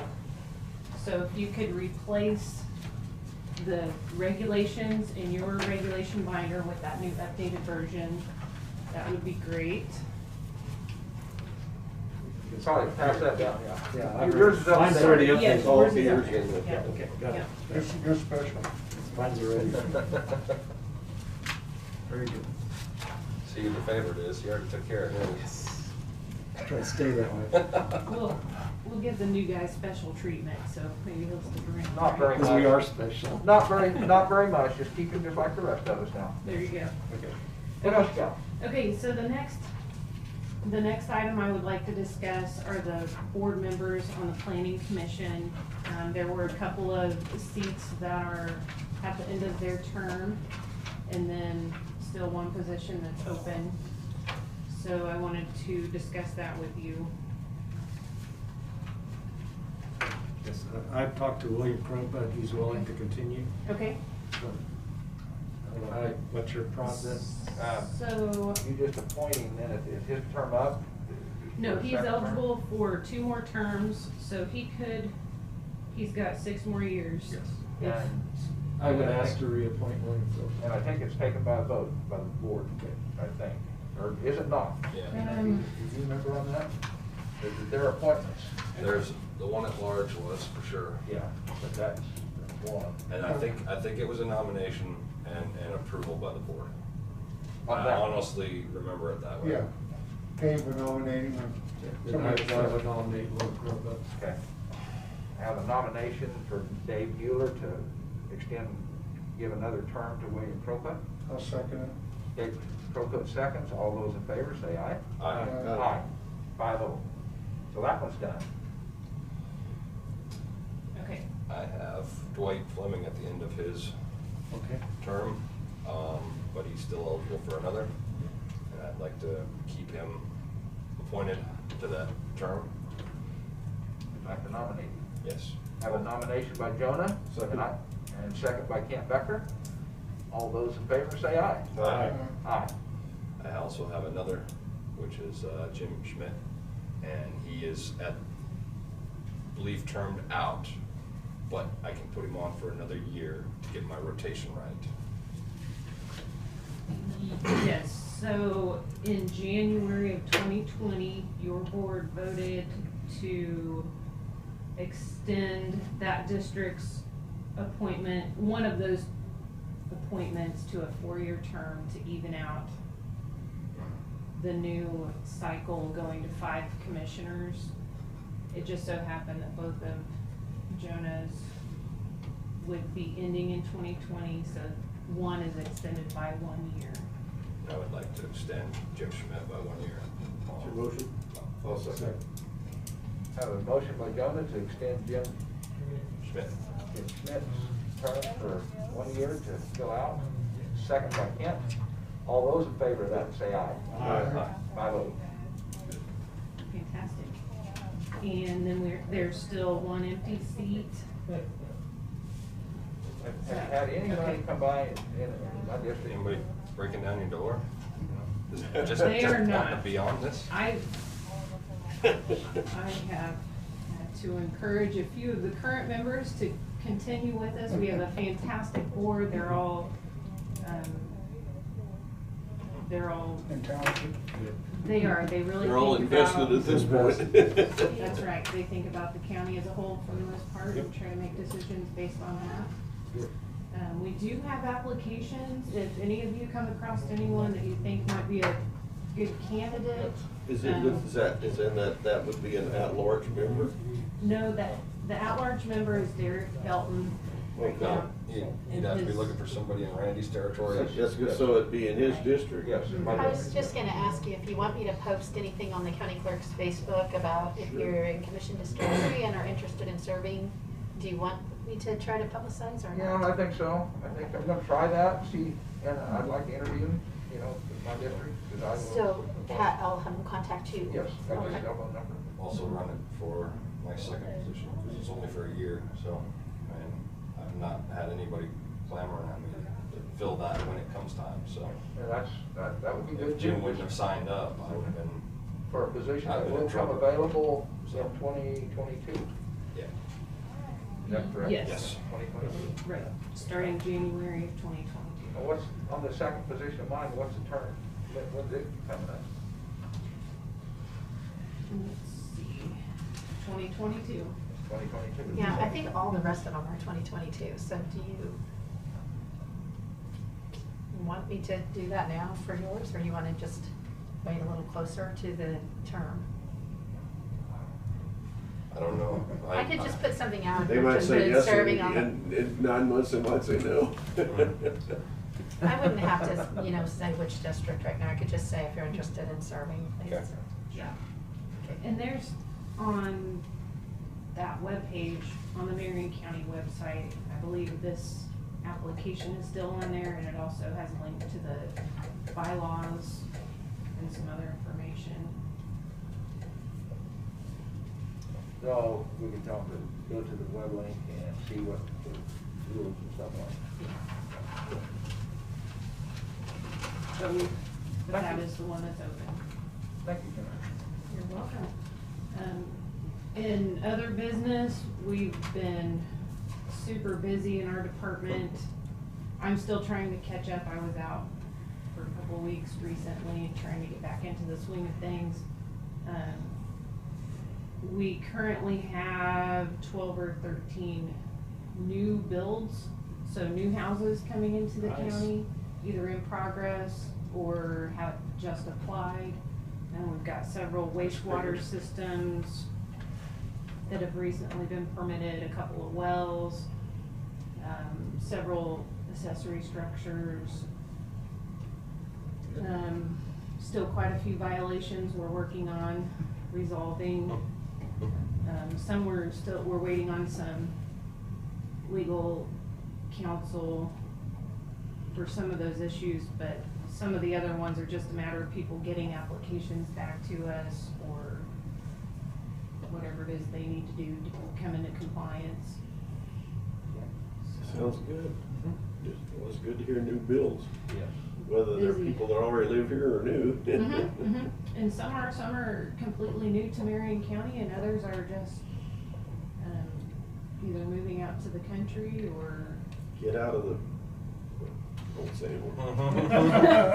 Watch Right. your words. That's good news. We got a lot to offer here. You There just you go. rephrase it In like a certain that. part of the county, or Yes. just all over the houses. They're scattered throughout. Okay, They're in that's good. several different townships. Yeah. Good. Good deal. And if any of you ever want specific information, you're always welcome to stop by or give me a call. You have my contact information. There's a planning commission meeting coming up on the 28th of this month. And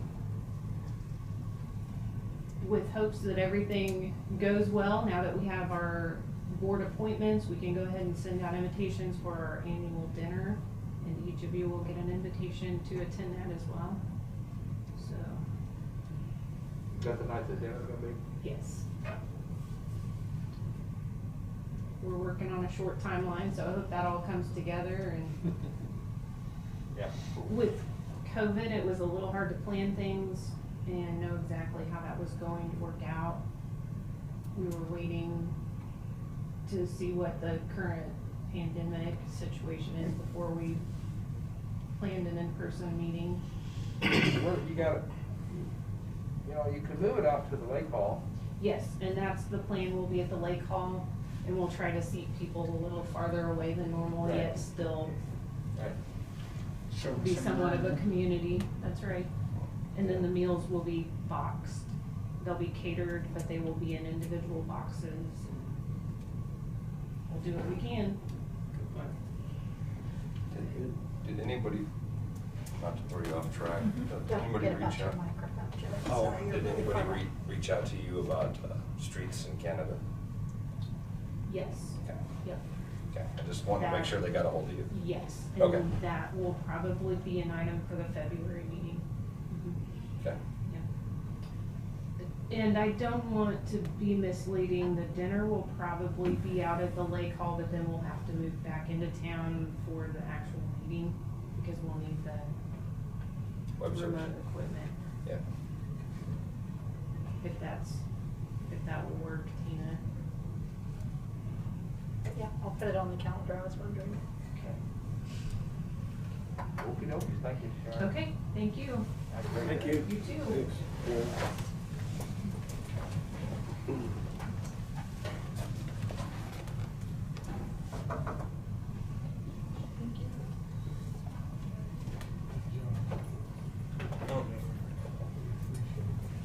Are you awake, Josh? I'm awake, Barry. Okay.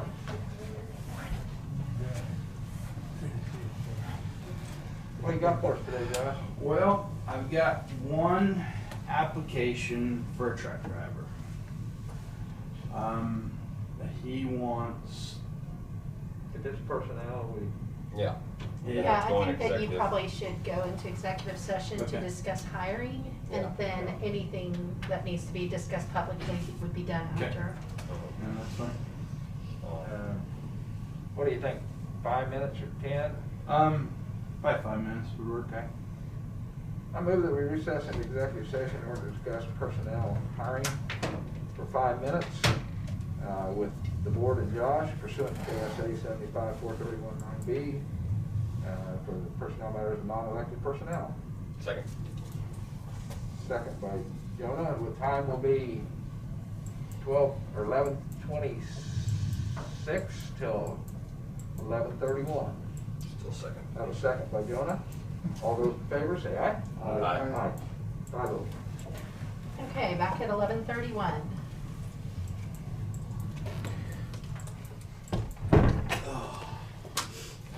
It's nice to have an executive session so I can get the carbon monoxide out of it.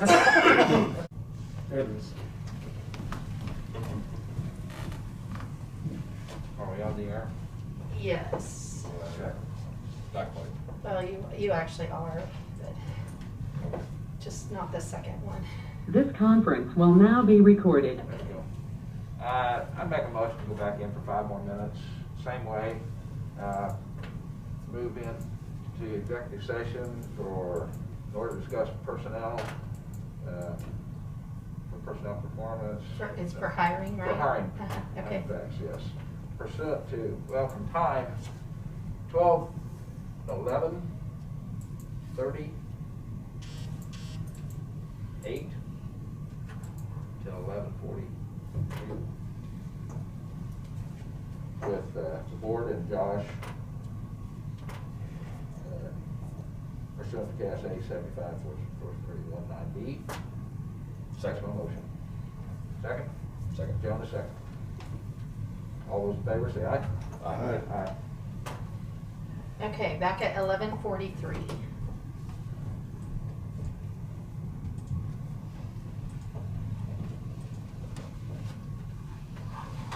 I can get it, Jonah, because I gotta turn Oh, the that's camera right. off too. I need to run to the restroom real fast anyway. My leg's falling asleep.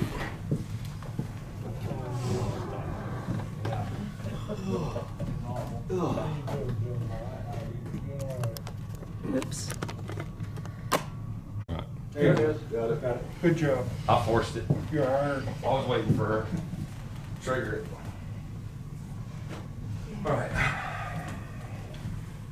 Out of executive. Out of executive. Randy? Yes, I'm just looking here. Out of executive session, no action taken. Thank you, Josh. And you report back to us. Is there any- Get back on the agenda. Do you have anything else? Anything else? I will bring this up. I did have another phone call. I've talked to Kent about. Oh, that's right. Trash services are Yeah. getting dropped. That's where request to talk about the question. Kent, go ahead. The folks north of 330th, the way I understand it, do now have a trash dumpster supplied by Salina Refuse, who is owned by Waste Connections. In the meantime, they have canceled the outlying area along the Marion County, in an area along Marion County line, along Meridian, which is the far west. I talked to McPherson Utility the other day. Right now, they have a policy that they won't pick up trash outside. But he said if we would make, if a request would come from Marion County Commission to McPherson County Commission, he would personally take it to them and have them consider it. Because I think they may even be going down Meridian, because that's a shared road. Yeah, it's a shared road, yeah. And the way I understand it, there's about six folks out there that have been canceled. And so, I mean, that wouldn't involve you, but I just wanted to bring it up during your agenda item. No, that's. So you know that issue lies out there Okay. too. So if the commission is in agreement, we would need to send a letter from the commission, addressed to the McPherson County Commission, and then John, who handles solid waste, over there would hand deliver it. So we'd need to get a letter to John and I think it's probably worth a try, you know, just to see it. Well, I think they're canceling more areas too. Well, that's what, but at least get started to see if they have any interest. You know, he even talked about a dumpster or something like that too, but you know, there's issues with dumpsters. I know that. And I don't think they want to get into that, so anyway, They have a trash truck that they run. Yes. That Person County does. Yes, Yes. they have multiple trash trucks. yes. Okay, So, they're county trucks. Person. I guess I would ask the commission if they have enough interest in pursuing that we would send a letter. I don't think maybe just a letter letting them know that we have no problems if they would care to pick up in our people that's on this meridian or something like that. Yeah, or just far western Marion County. I don't know if you'd Yeah. limit that to, you know, maybe if they approved it, they'd say, well, we'll go in a mile or two. That'd be better yet. You know? So I don't know if we'd want to limit it, other than to say the west side of the county. Not opposed to them coming into the county. No. No, they set their own rates and all that. I mean, That's, so. just leave it at that. Yeah, if they set their own rates, I mean, I'm trying to think of, you said now there's a dumpster up there, are they gonna expect us to take care of the dumpster Yeah, down but here? my guess is Waste Connections is gonna go up there and pick it up, Okay. which is just kind of, I don't know. They won't pick up the people, but they'll pick up a trash dumpster, and they may found out that one dumpster is more of a headache than if they just went around, so.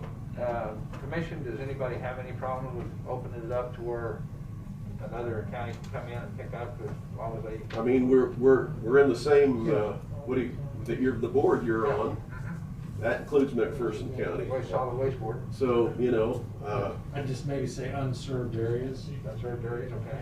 We'd like to work together. Yes, Mm-hmm. partnership. Tina, do you have enough information? I'll give you that telephone number extension. The guy's name's John. 241-6559, extension 302. Is that a 620 area? Yeah, 620. So Tina can work us a letter up to sign next week. So We'll send that off and see, anybody have any yeah, problems? I don't because think there's any. I haven't heard of any other trash services that are wanting. Okay. Thank you, Josh. Thank you, Kent. Thank you. Thank you, Tina, for doing that. County Treasurer, Dean Bateman.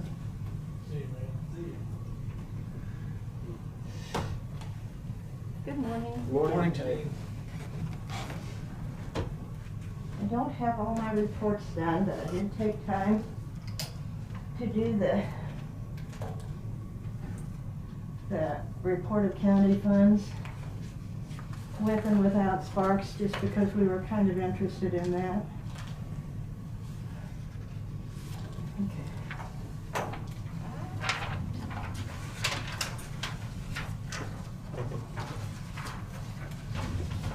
Because we were kind of wondering what shape we were in without the Sparks funds, so. Has any of our money been sent out to the board yet? It's all been dispersed. No. Okay, this is Sparks. That's why the same number is on the end of December.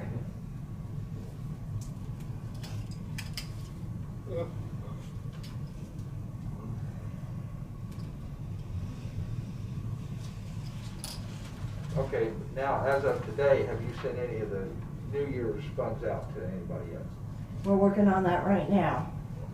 Okay.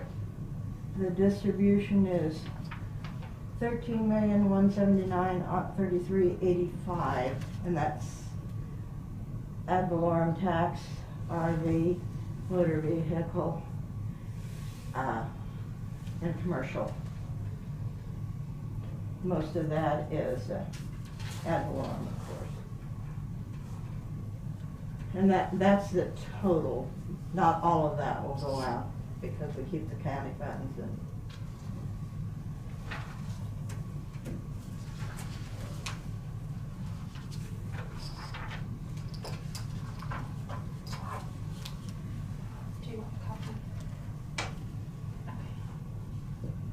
is that gonna knock? I see this, the January's then is, what's January's gonna come back in that, when county funds, what do you think? Oh, we'll probably. We usually keep about 50%, 40 to 50% of the distribution, so. Okay, your total distribution was 13, Yes. and, when you're gonna send it out in quarters, like you usually do. Well, this is the funds that we collected through December 31st. Correct. Correct. Which was, and it was 55% of the taxes. We actually got more, but we couldn't get it all worked by the end of the year, since everybody mailed this year. So those, that amount will all go out now. Oh, 13? Yeah, yeah. Okay. But it'll And then be- there'll be others that'll go out later. Okay. Okay. Okay.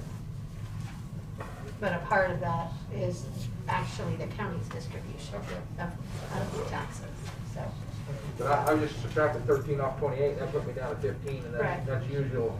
I see a 16 down there, but a little lower than what we have been in the past. If it was Well, and some of that distribution goes to the county. Yeah. So doesn't all go out to Okay. entities. All right, good enough. Okay, and then one more thing I've been working on and trying to get the third bid is, I would like to get a cash counter in there. Even though they say cash is dead, we get lots and lots of cash in. And the one I want to get also tells me if it's counterfeit. So, That's a good idea. yeah. And it would be, well, the lowest bid I have right now, and it's from FileSafe, who we've used for a lot of things, and I think takes care of the banks around here too. And that would be $3,715, and I'd pay for it out of vehicle funds, so. Do you think I'm safe to go ahead without the third bid? Oh. If you've got two reputable bids, They're pretty well Yeah. aligned together. I mean, they're not, They're- one's not 10,000, the other one's 3,000. No. Okay. Okay, yeah. Yeah, I think they're And like you have- $600 difference. And you have a reputable supplier too. Yeah. Right, that we've used and had really good luck with. Have you ever taken in any cash that ended up being counterfeit? Twice. What? Nice. Wow. But, I mean. there's new ways to counterfeit every day, isn't there? Yes. And mostly we catch it by feel, but since they're now washing and Always bills, creative. that, you know, Mhm. so I just, Good, good plan. Thank you, Janine. I don't have no problems. Anybody else have any problems with that? No. It's a good idea. Good idea. I think we'll go ahead and get that going. Good. And good luck in your final 8 months or 6 months. Yeah. whatever. I was thinking, You sounded okay, like last end of year, last first time distribution. Yeah. You're heading down the home stretch. Yeah, checking off the last. She sounded a little too giddy about that. Yeah, cool. Good But- deal. But anything that's different than the ordinary, I've been having Susan work with me, and I think that's the way it's supposed to be. You're supposed to start learning so that you can teach her something. I said, I don't expect you to remember it, but if it seems familiar, you'll work your way through, Yeah. so. And she's very intelligent, so she'll, Good deal. really cares, so. Thank you. Thanks, Steve. Okay, thank you.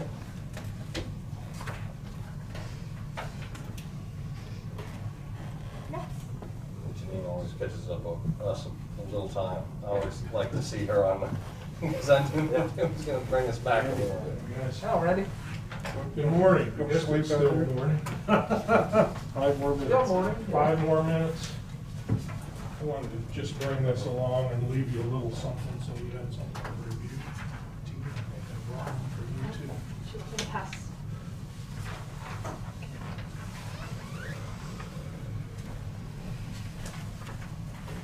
First of all, I appreciate you taking my calls this last week. Whether this last week or on previous occasions, I think I've spoken with all of you about this. What I'm asking today, what I'm here to ask for today is to have the county approve Marion opting out of the transient guest tax and establishing our own fund for the city of Marion. I gave you a little history, and I think the discussions we had over the phone probably give as much as is here now. The important item I think to take from that is Marion's contribution into the transient guest tax account for the county right now, which right now is about, I think, $53,000, close to $100 as of your report in the Marion record at the end of the year.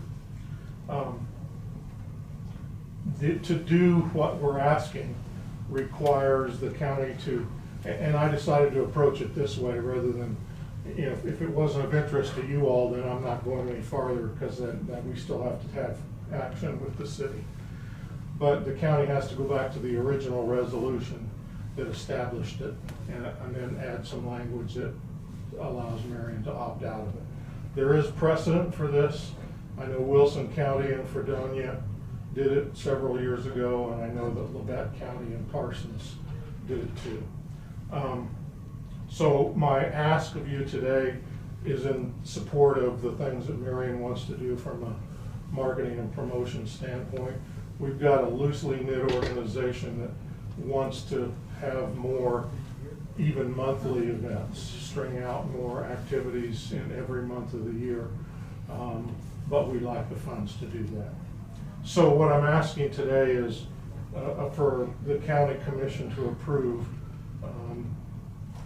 having the city of Marion opt out of the original county resolution. If that's the case, then the city will then create an ordinance and establish our own account in support of the Kansas state statutes that spell all this out. Randy, my question to you is if the commission decided to do something one way or the other, I don't know that going directly to another board other than the city and then they okay it would be my vote. I don't know. Just due to the fact that we created you know how much hassle, we created an economic development council and we got shot down by all kinds of guns shooting at us, and so I just, from that experience, I'd like to see the money handled like through government agencies, even though it's not government tax dollars. I don't know that that's the correct way. I'm just saying, stating my opinion. That's all I'm doing. That's fine. I would say, Randy, that most of the precedents, and if you look through most of the stuff with the state of Kansas, most of these dollars are designated for convention and visitor bureau type activities. They tend to separate themselves from economic development, and so it's a community-based, and I think the statute may say I think the city of Marion would get to decide, but they'd be looking to the city of Marion to establish a 8 to 10 person body, kind of like the Hillsborough Convention and Visitors Center Bureau over there, to be the administrator and the judge of where the funds go. So I think it's quasi what you're talking about. Yeah, probably close. Yeah, I didn't know if there was any special attention to it. Yeah, that will be, that will probably be, the onus will be on me to put the city's resolution together with some input from them about how we think it ought to be operated. This was done by Teresa Huffman when we got into this. Hillsborough had already funded for their tax, County had asked for that. Nobody in the city of Marion asked for it at that time. That's how they got included. We was also trying to support a economic development person, I guess, at that time. And so that's, and she come back and run it. And I don't know if we actually, I don't remember whether we had a line item for just what you said, Randy, for bureaus and things like that. I think that's what it had to go to from the transit gas tax to do. So Tina can probably tell me more than I remember by any shape of mind, but there is statutes on this, Yes. correct? So, like Randy said, that we need to come back and look at that and see how we would release it, what you would want to do. You know, there's all kinds of feelings out here which way you want to go with this. So, any questions? I'd open them up. It just looks to me like an issue of fairness. Hillsborough is already has the same setup. The taxes being collected now are all from Marion. Marion wants to establish or be more active in that field of work which the tax is established for. We need to, as a county, need to do our own economic development plan and come together with that. But the ask sounds appropriate to me. Yeah. Chamber has folded, so that this Right. is another mechanism to promote Marion, Correct. Kansas, I guess. I'm not very hesitant at all on it, because I know what I've seen, you know, between you and Anthony, both do for outside those communities anyway, because you know it's for the greater success of your own city. Right. So if The more people we attract here, even if it's hopefully outside the the city more limits. sales tax we're collecting that you all are getting a part of. Yeah. So I mean, it's in the big picture. We all got to stick together. So whether we handle it, you guys handle it. Just one thing though,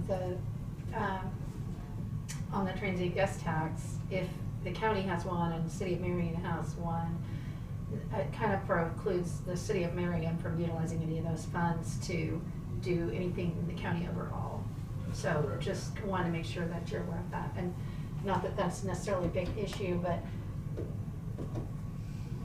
So you're saying the city can't promote anything outside of the city limits? they would need to utilize, if the county has our own tax still, I mean, I don't know where it would Where it would necessarily- generate from? Right, then each city that has it is really supposed to be promoting just that city with those funds. Bed And and breakfasts for the, should promote. right, right, so with the county overall having the tax, the idea at the time, I believe, was that it could be utilized for the entire county, Sure. not just the city. Right, yeah. So that's, That was the way we looked at it, yes. right, and I think that you'd want to definitely, I'm not saying any opinion one way or the other about which way it should go, I just want you to be aware of that, and then also I'd recommend that you have your legal counsel Did we- guide on yeah. that as well. Did we not take transit guest tax and promote some of the small town Yes. stuff?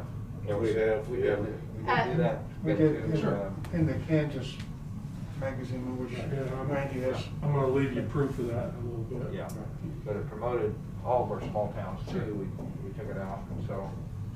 And we're suggesting, we're not asking to, that $53,000 needs to stay right where it is, and we'll just put the flag in the ground on the day it all gets, taken care of, and then Marion would start collecting from our 2 hotels here in town from that day forward. It's a shame that the Marion County don't receive 1% from all of it, and the rest of it goes right back to the towns, or 2%. I don't know what the percentage should be. I know there's probably a handling fee. That we're all, like you just said, we're all in this together. So hopefully, but if we don't have that kind of money, we're gonna have to put it out of our tax dollars. If we charge tax dollars, we'll pay for anything we want to promote. Okay, for the mechanism to make this change, we need to address the previous resolution, is that right? It's to permit right there at the bottom there. To Permit opt the out. city of Marion to opt out. Need to run it by her, like Tina said, need to run it by Brad, see exactly what we need. What I'm looking for today is just your nod and approval that it's okay, we start pursuing this, and we can, because Brad will want to get involved. I mean, there's literally, you'll have to go back and look at the original resolution and figure out how to amend that. But I can be doing that at the same time that I'm working through the city's resolution. You just don't want to spin your wheels. Yeah, I didn't want to start this effort without your approval, because sooner or later, I would have been, well, you know, I wanted your head nod before I did anything else. Mr. Chairman, I'd make a motion that we permit, the commission permit the city of Marion to opt out of the original county transit guest tax resolution, and have legal counsel pursue that. I have a motion on the floor by Commissioner Mueller to promote the city of Marion to opt out of the county, or out of the transit guest tax and collect what they have from their city, correct? Do I hear a second? I'll second it. Dave Profit seconds. That's legal, yes. We're just- I can't answer that. It is. I represent him, but So does he. Yeah. I know, yeah. You are wiping out anything the county would receive from this. The account would stay where it's at. No, I mean. But as far as the county has the contributing- the 53,000, the existing money stays there, but to start a new day, Right. whenever it's created. The county will not receive no more. Just from the mayor. Just from the city of Marion. Yeah. So I have a motion and a second. All those understand or have any more questions? Any discussion? All those in favor, say aye. Aye. All those opposed, say aye. I'm not gonna vote because I don't know the law. I'd like to see what Brad has to say. Oh, there'll be a no vote for this time. Okay, so no, No. okay, so I don't- 4-1. I don't know what Brad's gonna tell us. Yeah, I didn't get my eye out there quick enough. It's still contingent. Okay. Thank you. Good. Before I leave, I know this fund paid for an awful lot, with Tina's help, paid for an awful lot of promotion for Marion and Marion County. And if you remember, I was here asking for money for a half-page ad kind of associated with the Santa Fe Trail. That ad shows up on page 57. And then if you go back to, it's page 100 to probably 125, you can see all the different Marion County business listings that this fund paid for. And I want to thank Tina for all her help in getting all those. It's a big job reaching out to all the different businesses that want to have listings in the back pages. But we have a lot in there this year. And if you look at the communities that have them, there's a lot of people that took advantage of that. Randy, I know you're concerned right now, but you may go off, the minute you go off the board, there may be a new thoughts come out on your board. And the board, when it comes to a small town, sometimes don't look out for other towns. And so that's one of the reasons why that I voted no. Okay. And Well, so, look, you don't owe me an explanation, so. Yeah, I do. I owe everybody an explanation. I mean, that's just simple reasoning, that I've seen this in all the years that I've sat here. I've seen things like this be done with this money. Yeah. I see that it's gonna cost tax dollars all across the board here. I don't remember, Tina, maybe you can, all the listings was at what, $1,500 or $1,600 by the time we got them all? And the half-page ad, I think, was about 65, as I recall. So. At any rate, thank you, gentlemen. Yep. Thanks. Those are for you to keep, by the way. Thank you. County Fraser. Quick question, I don't know if do RV parks pay transit tax? I don't know the answer to that. I don't know. Bed and breakfast don't either, unless they get over a certain amount of Okay, beds. so they're exempted from. Yeah, I think there's a threshold on beds, how many beds you have before you. That makes sense. fall I haven't in. been in Really? Yeah. I haven't heard it. Well, I don't know enough about it to make a correct decision.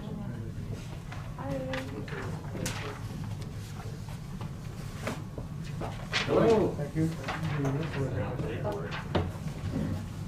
Thank you. It's good to see you.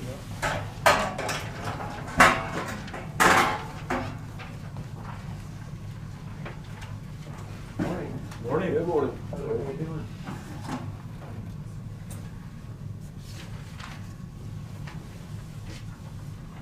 Morning. Morning. What do you have for us this morning? Well, we just wanted to kind of get you guys up to date, kind of where we were at.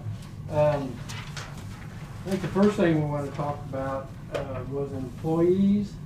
I don't know if you want to go to executive session for 5 minutes, or just kind of get you up to date where we're at. Been doing that all day. Oh, you have? Yeah, that's all right. I mean, if you have something that's employee personnel related, okay. Well, we do 10 minutes because 5 didn't seem to work. Yeah, I think that 10 is probably good because by the time we go out and then come back in, it takes a while. Is this for, to discuss performance and or hiring or? Hiring. Okay. All right, okay. Move to recess into executive session in order to discuss personnel hiring for 10 minutes from 12:15 to 12:25 with the 3 appraisers' office in here, Brian, Nikki, and Carl, and the board for hiring of personnel, of non-elected personnel. And then we'll come back in at 10 minutes, 12:25. 12:25. Second. Pursuant. Pursuant to KSA 75-4319B. Got a second by Jody? Second. Still second? Still second. All right. All those in favor say aye. Aye. Got you, man. Yep. Aye. 5-0. We didn't used to have to say all that stuff. Give from activities. I'm sorry. Out of executive session, with no discussion, or no decision. Keep it full recess. Thank you for catching us up on where you guys are and what's going on and with the personnel and stuff. So I think one thing we can say is that it all comes back to our pay scale of what we pay and things like this and stuff. We're trying to address that pay scale deal, see what happens with that, and maybe we can get some of our lower wages up to do some things with. So, if there anything else you want to catch us up on? Just a couple things we was going to touch base on. This here's the compliance phase deadline that we like to give you guys since the beginning. As you can see by the dates, time's moved on pretty quickly, and we've met every deadline so far. So that keeps the state happy on us anyway. So that part's done as far as deadlines. We're doing our final review right now, and you have to cover the every parcel on final review. And remember, we're looking at 2021 values, and those have to be mailed out by March 1st. Okay? So we're about 70% done with the final review process right now. 3 main processes that we have to do. We still need to do our feedlots, our commercial feedlots valuing. Those are all different special values. Affordable housing, those are the same way. And then, of course, the grain elevators. Those type properties need a lot more time, and we have to address those yet also. Just remember, after we mail out March 1st, every property owner has 30 days to appeal. So that'll be an appeal process time. I'll let Nikki kind of go over on the 2020 payment under protest, let you know where we're at on those. We've held I was gonna look up and then I got busy doing something else. It's okay. I was gonna look up how many we had scheduled, but I'd say we're probably about 80% done with them. I know that we held the majority of them, not last week, but the week before, and all those decisions have been mailed out. So I think Brian has like 10 maybe left on his desk. So other than that, I think we're almost completed with the first half. They kind of keep trickling down. We get one or two here and there, but I think for the most part we're almost complete with those. Okay. I'm gonna go back to what you just said, Carl. You said affordable housing. What all was that? That would be like your HUD housing, your Sections H, your Section 52s, usually where there's like government involved with repayments. The income approach is how the state likes those to be done, and it takes a little more information, needs some expense vouchers, from the landowners and so forth, and then we want to make sure we use the right cap rate, which the cap rate is going to be used on all three of those, the feedlots and the grain elevators also. The reason why I say that is because I'm seeing the other side from mid-cap when I attend those meetings from the Hillsborough housing. Okay. And I would say that would probably fall under what you're talking Yes, about, sir. affordable housing. Yes, sir.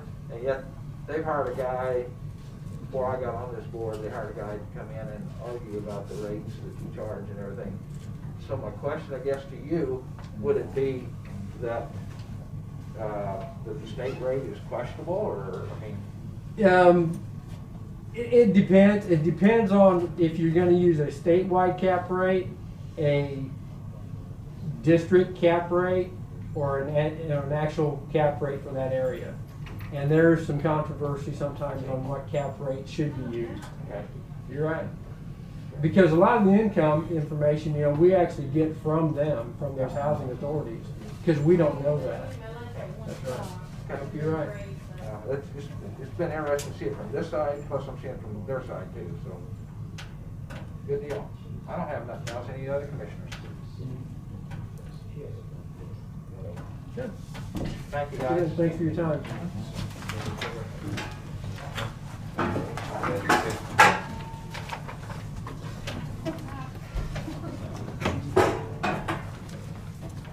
I don't know whether Ricky's coming over or not. He was going to watch. He was out there. Oh, is he? Okay. I heard him. Okay.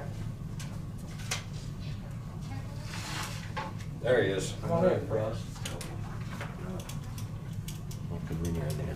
Okay. Can I sit in the hot seat? Yeah, then? Is yeah, that all right? oh, I'll sit in yeah. the hot There's seat. a folding chair right Lots of people don't usually ask to sit back. I know, you're right. Morning, everyone. Introduce, real quick, but this is Lyman Adams, and Lyman is our extension, the Chisholm Trail Extension Board Chair, okay? Well, good luck, Lyman. I tried to get out, but they don't let me.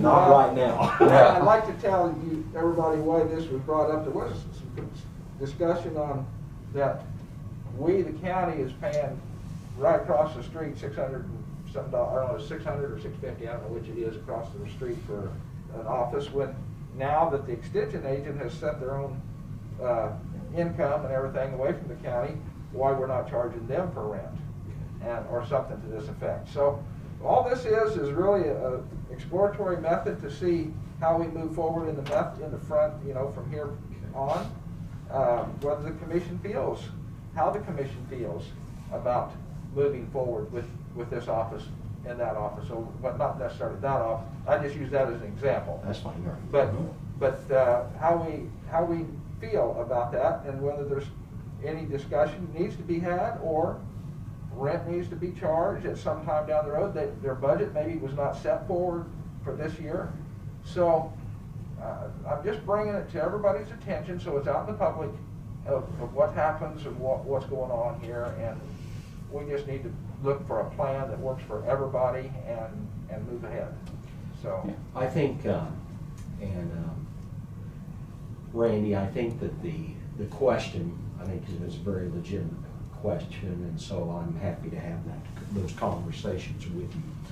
I really am. Just a little bit of background here. First of all, there would be precedents with other extension districts that any and all of the above have occurred. They've found their own office place, they pay rent, whatever, okay? So there's certainly precedents for that. Okay, when Chisholm Trail District was being formed back late last spring, early summer, the Dickinson County Commission had already decided to gift to the district the office building that we have in Abilene for $1, okay? So they gifted that. And that building is right by Don's Tire. It's on Yeah. South Boulevard. It's a standalone As you go on building there. if you drove, okay. So we do, Chisholm Trail District does own that building. Okay, so we knew that gift for $1 was coming. And so in our budget, when we were building our budget, we did budget it for the cost of ownership of that facility, okay, because we knew that was coming. Here, we did not budget in yet for rent or for the acquisition necessarily of the property, okay? Now, and so when we built that budget, obviously, I can tell you that the board was doing everything they could to keep that mill levy as low as they could, okay? And so where we are though is that, you know, really we're 3 weeks into that budget, okay? We don't know where we're going to be yet. We're new enough, okay? That I think as much as anything, what I am asking maybe is for some time. Some time to see where we are with this mill levy that we've established. The last thing that any of us want is to go back next year and have to increase that mill levy. That's the last thing that any of us want. And certainly that's the last thing my board wants to do. And so I think as much then what we're asking for is some time so that we can see how we do with this budget, okay? And then I think, you know, I don't know, I need 6 months to a year or something to kind of see how we do. And then I think we could have a real, or a much better conversation with it, because what's important to all of us is that we work together, we can take a step back, take enough time to work together, because whether or not you pay the rent or I pay the rent, so to speak, the truth is it all comes from the same pocket eventually. And so that we simply come up with the plan that doesn't cost the taxpayers more money. That'd be my thought, okay? And so, you know, that's where I think in my mind, all I would ask for maybe is some time.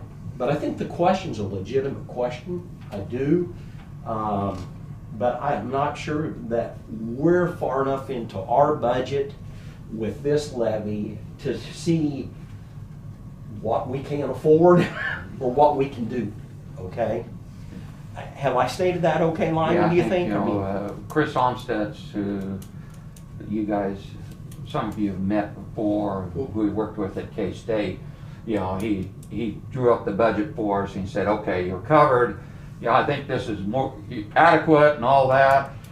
And okay, we're now in the exploratory trying to say, okay, we hope it is. And we think it is. You know, in looking at it and all that, we had a history of both budgets and could kind of work from there. But yet, you know, we're all new. This is all a brand new thing. And I think we sat here too, I mean, the whole time, none of this was ever discussed. Right, no, we did not discuss the office agreement. You're correct, we did not, no.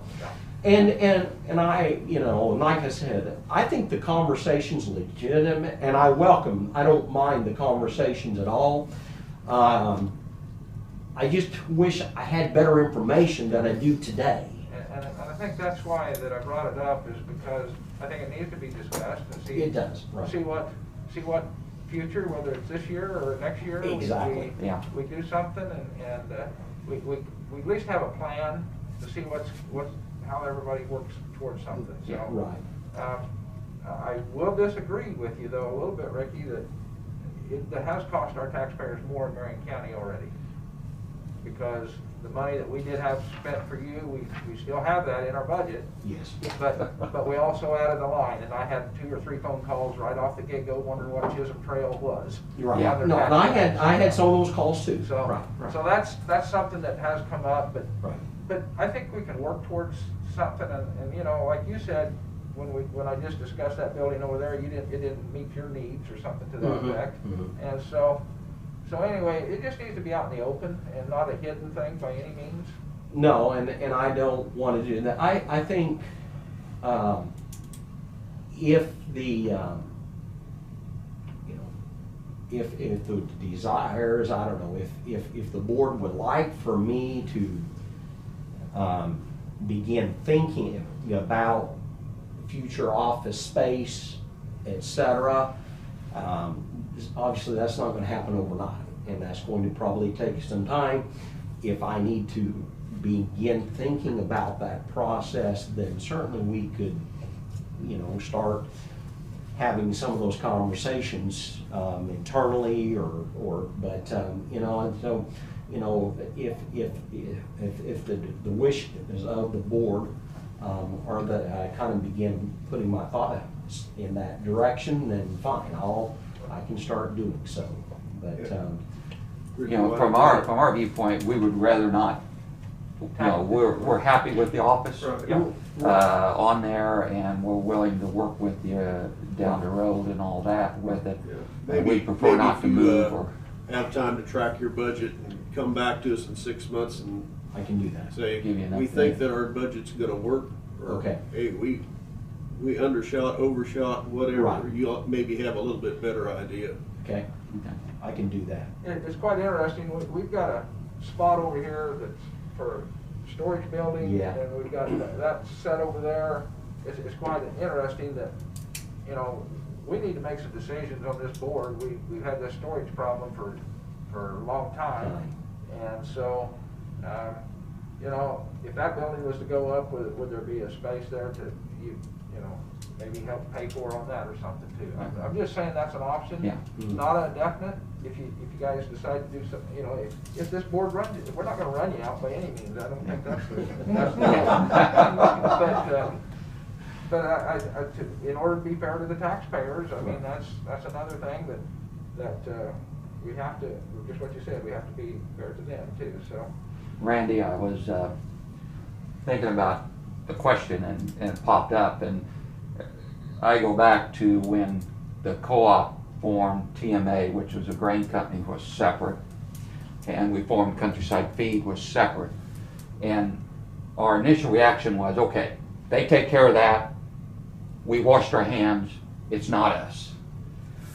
And you know, and we found out it is us, and tell you truthfully, some of our employees would say, that's TMA, blame them, not us. You know, it was an easy out for all of our feed problems, that's Countryside. And I think about this now is that we're still part of the county. Although we aren't on your budget, it affects what both of us do affects our taxpayers, which is who we're working for. right. And the extension is still very much part of Marion County and the commissioners as much as before.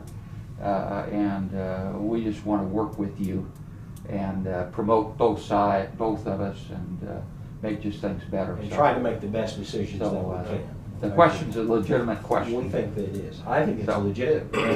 I'm happy to come back in 6 months, Kent, or whatever, and we'll provide all the transparency. Yeah, you're looking at all new numbers, so I am. It takes some time. And that really is what I'm asking for. Yeah, at this point.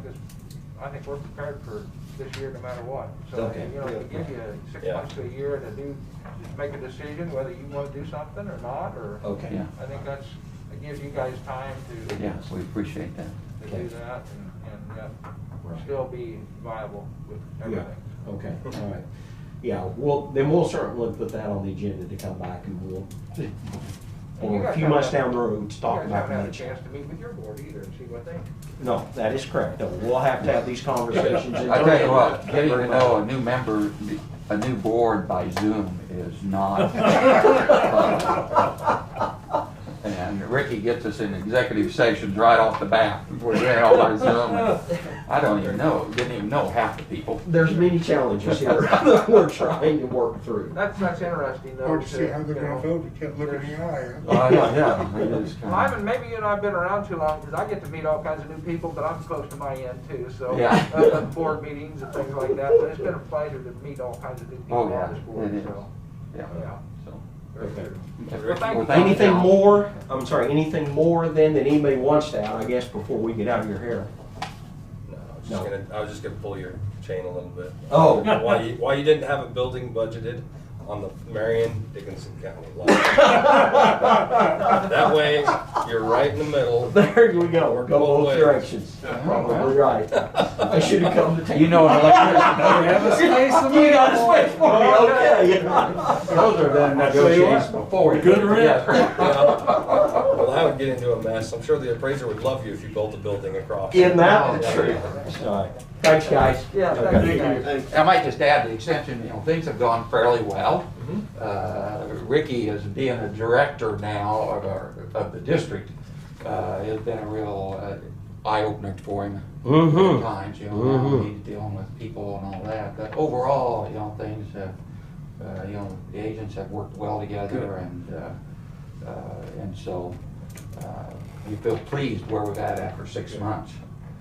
But now we have our own budget, so now we're on our own. So it's kind of like, okay, where are we going to be? So, It's gonna be fun this year. yeah, it will. Thanks, guys. Thank you. Thank you guys for coming in.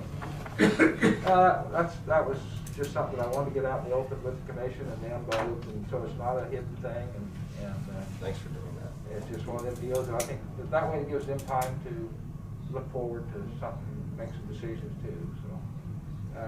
Commission discussion on the ambulance building, probably after we get done with this real quick, like I would bring, I thought I'd put it on here, but to tell you that I'd like to bring Travis in for a short executive session. Sure. Yeah. We have some information we'd like to pass on here later. But go ahead, Dave, any particular thing on this ambulance building? I see that we do have you have an email. Yeah, I had something from Hillsborough, that Travis will talk about it. I can bring Travis over if you wanted. I got that. Yeah, it's, I mean, is it straight up for public knowledge, or is it, acquisition? I'm just wondering, I don't think it needs to be an executive, right? All the information Yeah. from Hillsborough is open. Yeah. If you have other things to discuss about any other properties or anything like that, you could do that in closed session. Well, I don't see this property being available to just anybody. It's to us, so it's not one of those things that we need to keep secured. So in your opinion, I mean, my opinion is that they're making an offer to us for this ambulance building, the way I understand it. Right. Yes. Purchase the property. The way I've read it, it looks, I know that Stiles was on, the administrator, and Lou's on. Okay. So, Okay, so just noted.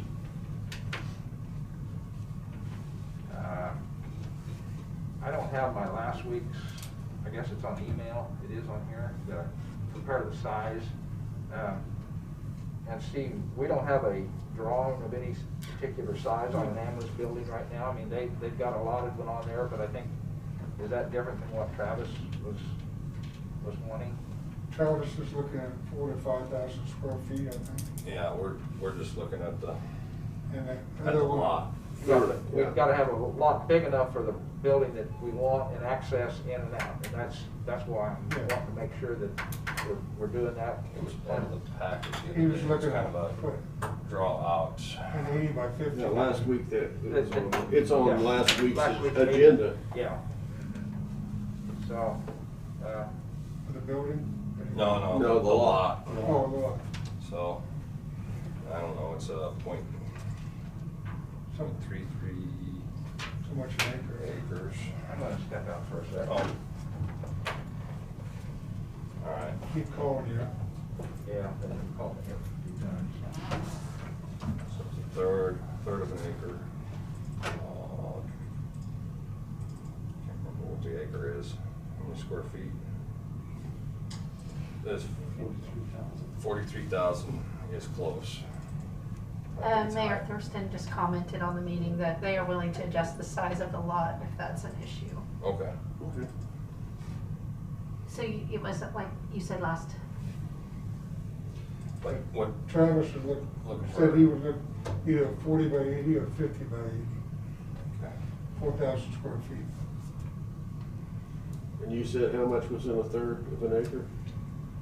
I didn't get that far. Oh. He didn't divide it by 40, Too many yeah, issues going. 43,000 roughly. In a third? No. No, that's an acre.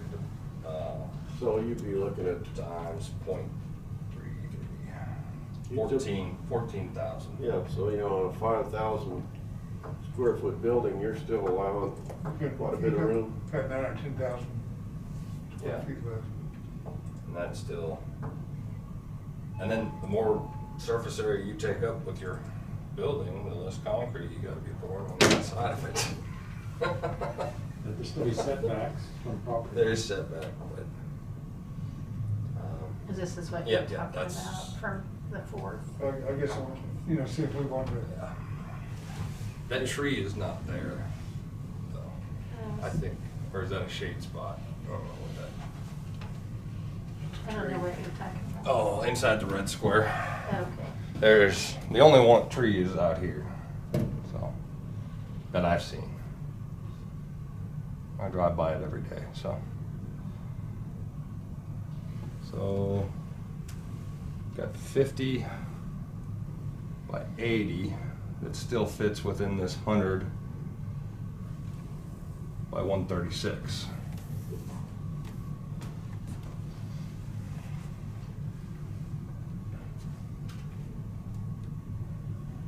So they could swing, no, because Hillsborough said that they would provide curb cutouts and utilities up to the edge of the building. I mean, as far as things go, Randy, Lou said that if it's an issue, the lot size could be increased. Okay, just so we have room for access. It looks Yeah. like, 14 and. yeah, Looks like we have 14,000 square feet on what they've offered so far. Okay. I mean, what's everybody feel like at this time? Well, that's one, but the other thing was looking at was 8,000 square feet. And you're talking the same dollars, one way or the other. You go for remodel space for new space, The new building will be, half the size of It'll be- the used building. it'll be $500,000. Yeah. But it'll also be a 75-year investment rather than a 30 or 40. What do you say it's gonna cost?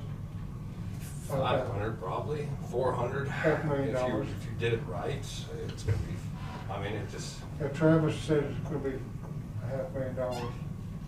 you know. He's and kind of got every- estimates from people. Every year that goes by, I mean, the metal buildings went up by, some of them went up by 15% this year, 20%.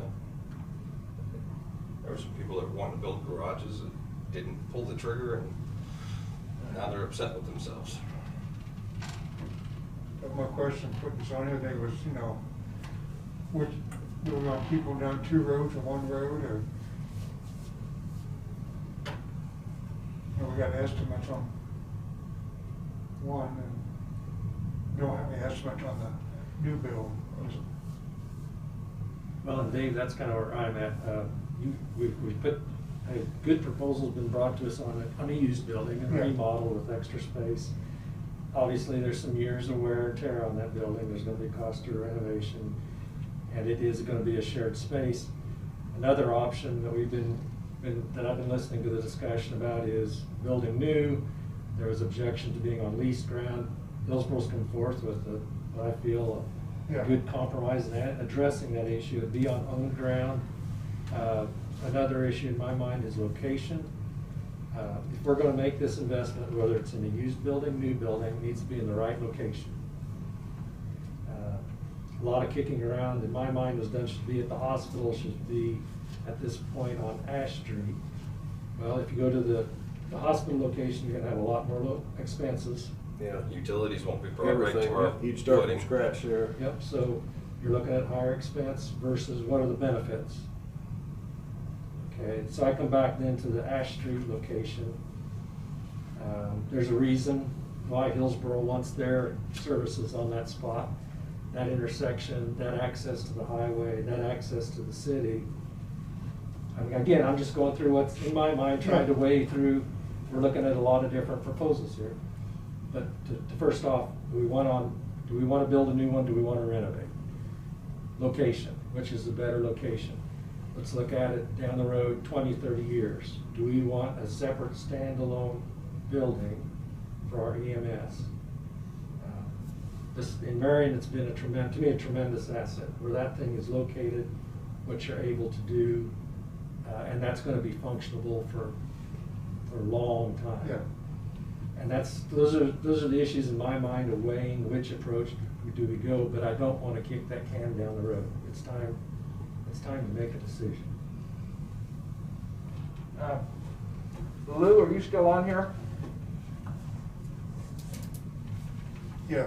Yes, Okay. yes, ma'am. Yeah, Lou, just only thing that I seen there in the end of your proposal, and I'd like to ask you about it, and I'll give you my reasonings for why I'm concerned about it, is at the end, let's say, we might, 30 years from now, Dave's worried about, or people's worried about 75 years, 30 years from now, we may not be able to have an ambulance service like we have, what we're wanting to do today, because it's changed from when I'm 30 years ago to what it is today. What's it going to be like 30 to 40 years ago? And so what brings up in my mind is 35 years from now or 40 years from now, whatever it may be, Marion County decides to vacate the building. They have the first right of refusal. They have the first right of refusal is what they're asking, but what I'm saying is how would that be stated? What reason why? Because I just went through one in Marion. With Marion, they had it laid out that they built the building and it come back to them. And so I'm not asking Hillsboro to build our building. I'm just worried about commissioners 35, 40 years from now that they have a plan. If something happens, that they give like you've asked, the first right. But let's say we spend $400,000 on this building and it's worth 40 years from now, it's still worth $300,000. How do we address that in a plan for the county to know what to do with it, or for some idea of what to do with it? Put it out for bid. I mean, if you want to sell it. First, I'm not going to leave it right now. I'm just. Hillsboro has first right of refusal, so. Yeah, but they got me to. So what? Somebody else wants. Dave, I'm just asking Lou, what was his mind? What was he thinking? that just gives us options. Just gives you the option, okay? Yeah. And so. Gives us option, that's all, you know, and I think this, I'm sorry, I'm hearing a lot of background noise here, so I apologize for that, but really all it does is give the city of Hillsboro some options and some flexibility. Obviously, we're not asking to buy it back for $1 or anything like that. We're talking about fair market value at whatever time that should happen, if it would ever happen. And, you know, because we're going to build our police and new fire station up there. That's our plans. And we've said all along, we think it makes sense to have those services in proximity to each other. And that location certainly has proven to be, through a lot of time studies and different things that our fire chief has done, is the right place to put it. So we just feel like that gives us some options down the road. But right now, there was concern expressed by the county that you would make an investment on leased property, and we want to take that off the table. And you know, we're not kicking in an insignificant amount of money to this project. So we're talking about the curb cuts, the apron, the land, you know, the utilities, and so we just want the county to know that we are in support of this proposal to keep an ambulance service in Hillsborough and do it in a way that's best serves the county and the city of Hillsborough. That's what we're after. Well, thank you, Lou. I mean, it's a whole lot better to hear that directly over the line than what we was hearing 6 months ago when I made the motion to buy there, because at that time we had a location taking a building out of Texas. I understand that. But at that time, we could have probably got under this project for $125,000 to $130,000, somewhere in there. And we're looking at spending a whole lot more money, because I just heard Joan mention $400,000 maybe. So I appreciate that, Lou. You know, it makes me feel better. I'm here to develop an ambulance service for the whole county, not just Hillsborough and Marion. I've got people in the north and south, and they pay the same tax towards an ambulance service as anybody else does. And so that's what I'm here to do, is develop a service, and this is just another step in it, and doing that. So I'm pretty well happy. I'd like to cut my cost of my building down. I hope it don't cost that much, but I'd like to provide just the essentials of what we need. I don't care to build Taj Mahal by any means for the ambulance over there. Just a good, livable, usable service. And I think the location, either anywhere in your business district north, that's why you put it in the rules out there, have it drawn up. Out there is a good place, or where you're talking is a good place too, for accessibility. Well, Randy, just one other thing in that regard.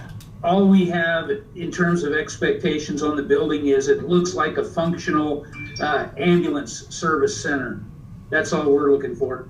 We're not putting any restrictions on what the building looks like or anything. We trust the county that you will build the right kind of building there.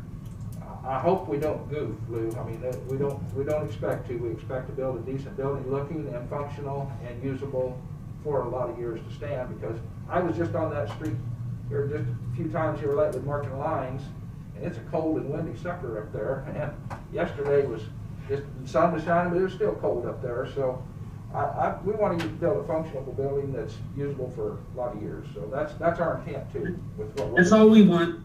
Okay, good enough. I thank you, Lou.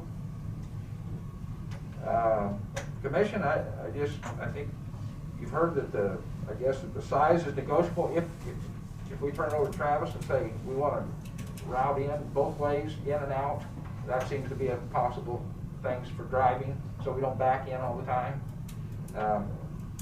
See what we can come up with there. Is there anything else by the commission that we really, Dave, I mean, the building that you're talking about down there, give me the good points of what you're. Well, you just get a lot more space. Okay. May get more bang for the bucks. Okay. And, you know, Travis had that one designed so he could have 4 vehicles in there if he needed to. I don't know if this other building, he might be able to get 4 in there too, I'm not sure. Will anybody be opposed if we added an extra 10 feet to this building, or another Well, yeah, that's what 15, with the 20 feet yeah. to this building? Still, Well, we got the space there, we still have, we have all the options we need. That's one thing on the building design, put in some options or some potential for expansion. Yeah, you can have an alternative 1 or 2 or something that goes along with it. there could still be offices attached to this building that are our offices. Right. Our offices, not. Yeah, this other building just had excess space so we could use it for offices. But I don't think I would go build offices from scratch to move somebody farther away from the courthouse. When you start talking about a building, but it usually isn't very expensive to make it longer.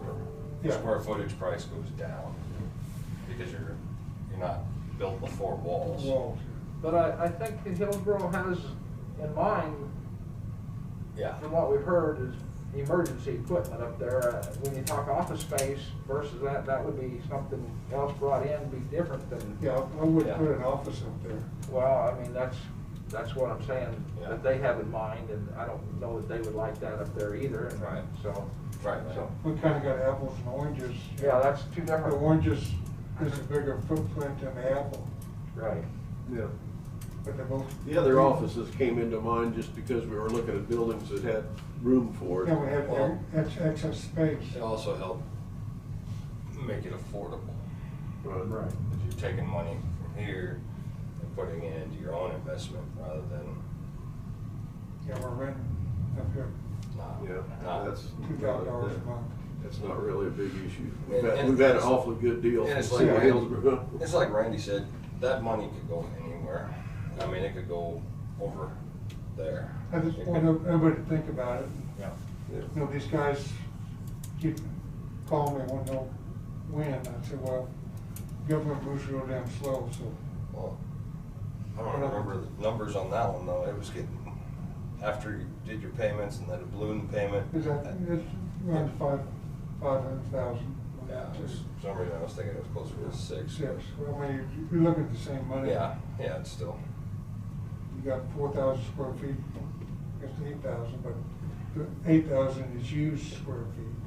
I'd like everybody to think on it for a week. Oh, yeah. Bring it back next week, and I'd like to put it to a vote next week. Maybe I'd like Travis. to act on it by no later next week. If we build new though, there's Travis no might have better some- deal than this. have the more If we to build add new. No, they've made a very attractive offer to us. Commissioner Dalkey? Yes. Chairman Dalkey? It's Travis. Hey. Yes. I don't know that I can get you anything quite that quick on building specs. I guess I have a bit of an interest in this and maybe would like to be involved.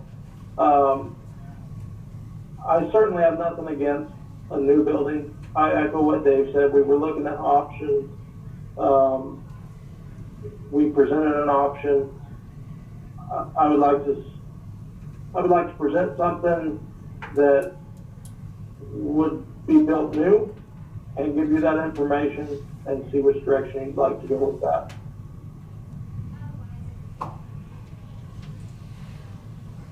Which is saying might take longer, be like 2 weeks to get the information. Well, I still think we could go ahead and act on that property acquisition. If we're talking the dollars to build new, I mean, I think Jonah, I think we all kind of have a rough guess. I'm not against property acquisition and looking to go new if I know the funding's there to get something done. Yeah, you don't have that much kind of money in your budget. Well, Tell me. I can certainly absorb a fair amount of it, but I don't believe I would have completion. Correct. Randy. Correct.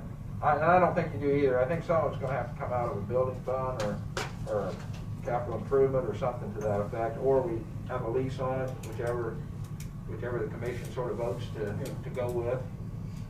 If it's new, I don't think draining your budget is best of things, Travis. No, you got a 50-year investment,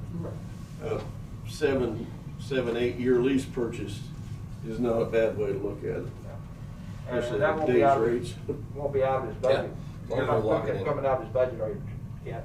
What's that? You're not looking at coming out of his budget. On a 7 or 8 year lease where he has to have so much money in his budget each year. Well, yeah. you can sure, you can, that's the easiest part, We is can to always- budget for a payment rather than Okay. not the unknown expense of the paying for the whole thing. Yeah, but I'm saying coming out of the ambulance budget. Are you wanting it to come out of there, or just, are Sure. you wanting to budget and put it in there for that? You know, we'd have to budget for a payment. That's come out of his budget. Okay. Sure. Okay. Yeah. Travis, did you hear that? Yeah, I think I caught most of it. It's a little hard to understand, you guys, but. Okay. Yeah. It just looks like that. The other thing, and obviously, I would like to visit with the city of Hillsborough, or maybe at least get my email address. I haven't been very involved in this process, but you know, if we're looking at putting the supervisor over there, that 6 vehicles at shift change, you know, parking area access around that building is gonna be important for that. I also would not want to be backing in off of Ash Street. I think we're looking at pull-through type parking, which limits double stacking vehicles, things of that nature. But those are things I think if the city's willing to work with us, we could work through that and not take up too much of their property there. So, Okay. as far as budgeting, I think that's something. If you're talking budgeting a lease payment out of my current budget, you know, I could do that. I think just something again we'd have to look at budget time and look at real numbers. Okay. Well, I'm still gonna put it off for a week, think about it, and or if any other commission member think they need to go longer than that? How much money is in the budget for the new building? Just so we know what we're kind of. 150, I thought. Is it just 150 or do we cash forward? Do we cash forward any? Travis. Jonah, Yeah. what is currently budgeted for building improvements, and mind you that we have an air conditioning issue Right. that I've got to get remedied before summer, but there's 200,000 in that line item. Okay. And then I have,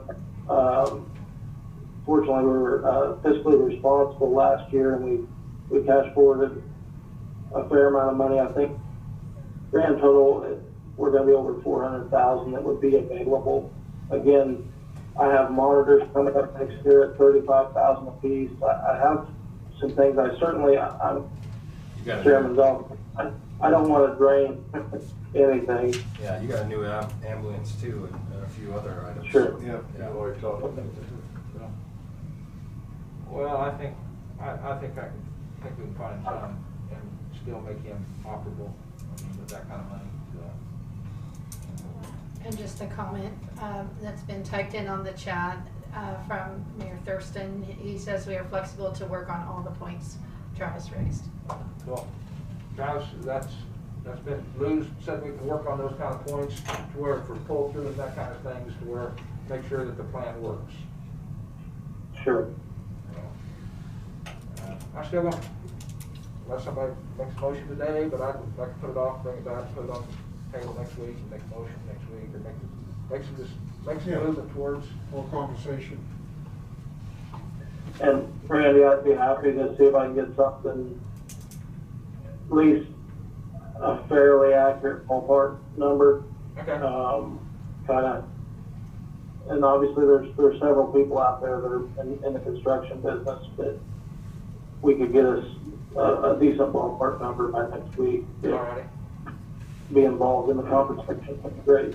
I want to thank Lou and you, Travis, for that. I'd like to invite you over for your little session here. Come on over, or you can do it online, I guess, too, whichever you feel comfortable with. I'll be right. But is it okay then with the commission if we do that for next week? Did I hear anybody say no? Okay, next week it is. Make a decision next week. So, moving on down to the last item, catch Travis here. This is the executive session. I guess I'm going to take care of the public comments before we get into that. There will be no action after the executive session.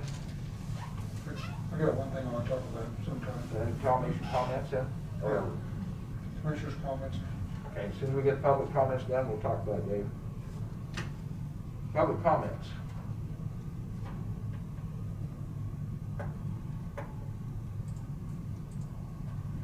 Commission comments. About the lake. Ben contacted Isaac this weekend and wanted to meet on the 29th. And I told Isaac no. And he's trying to get a hold of him again.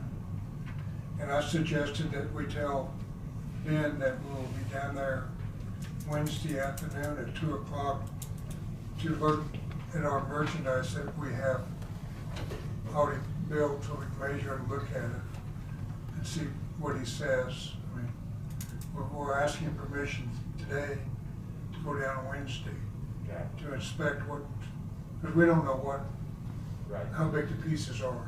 Right, right. You think you can make contact by then? Well, Isaac's trying. Okay.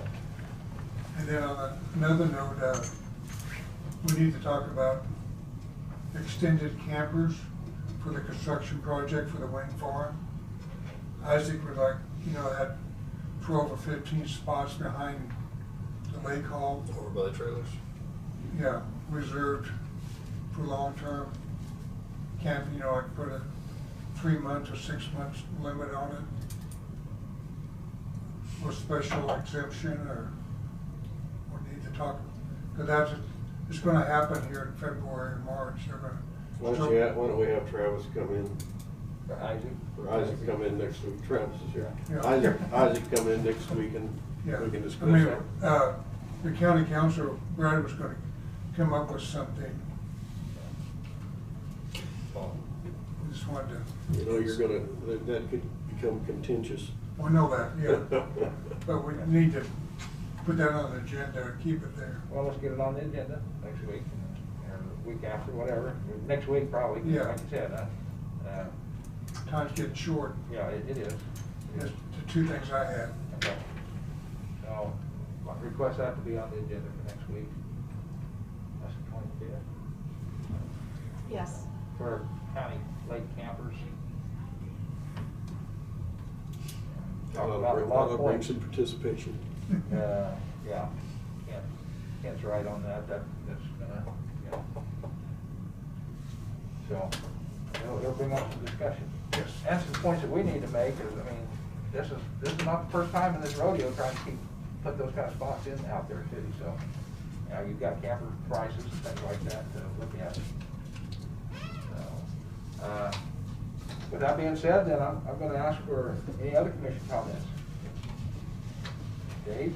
Oh, I think it's been a long enough day, I'll wait one more week. All right. It's been so long, I forgot what I've been doing. Yeah, there's a couple bigger things, we'll talk on. You didn't write it down. I did write it down. Travis, 10 minutes or 5 minutes? 10, please. 10, okay. I know it's a long day, but. Okay, that's all right. I'd like to make a motion to go into executive, oh, where's it at? I'd like to move that we recess in executive session in order to discuss personnel performance, I think, or?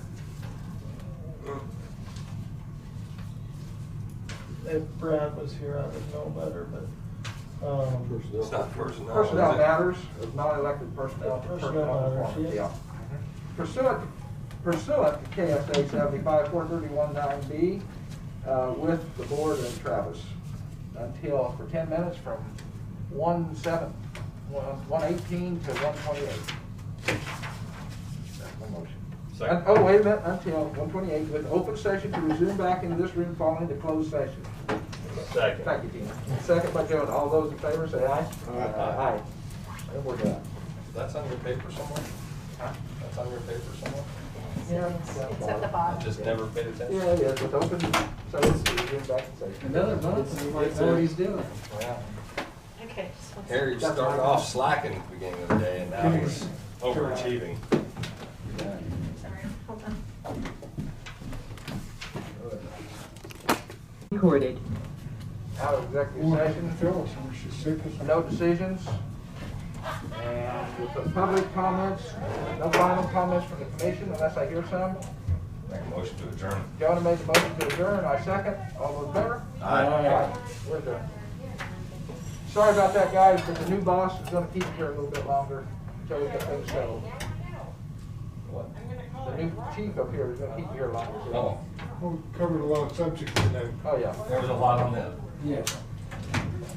Tina overscheduled us. Oh, dear. Oh, boy. Yeah. You're gonna have to pay for my depend.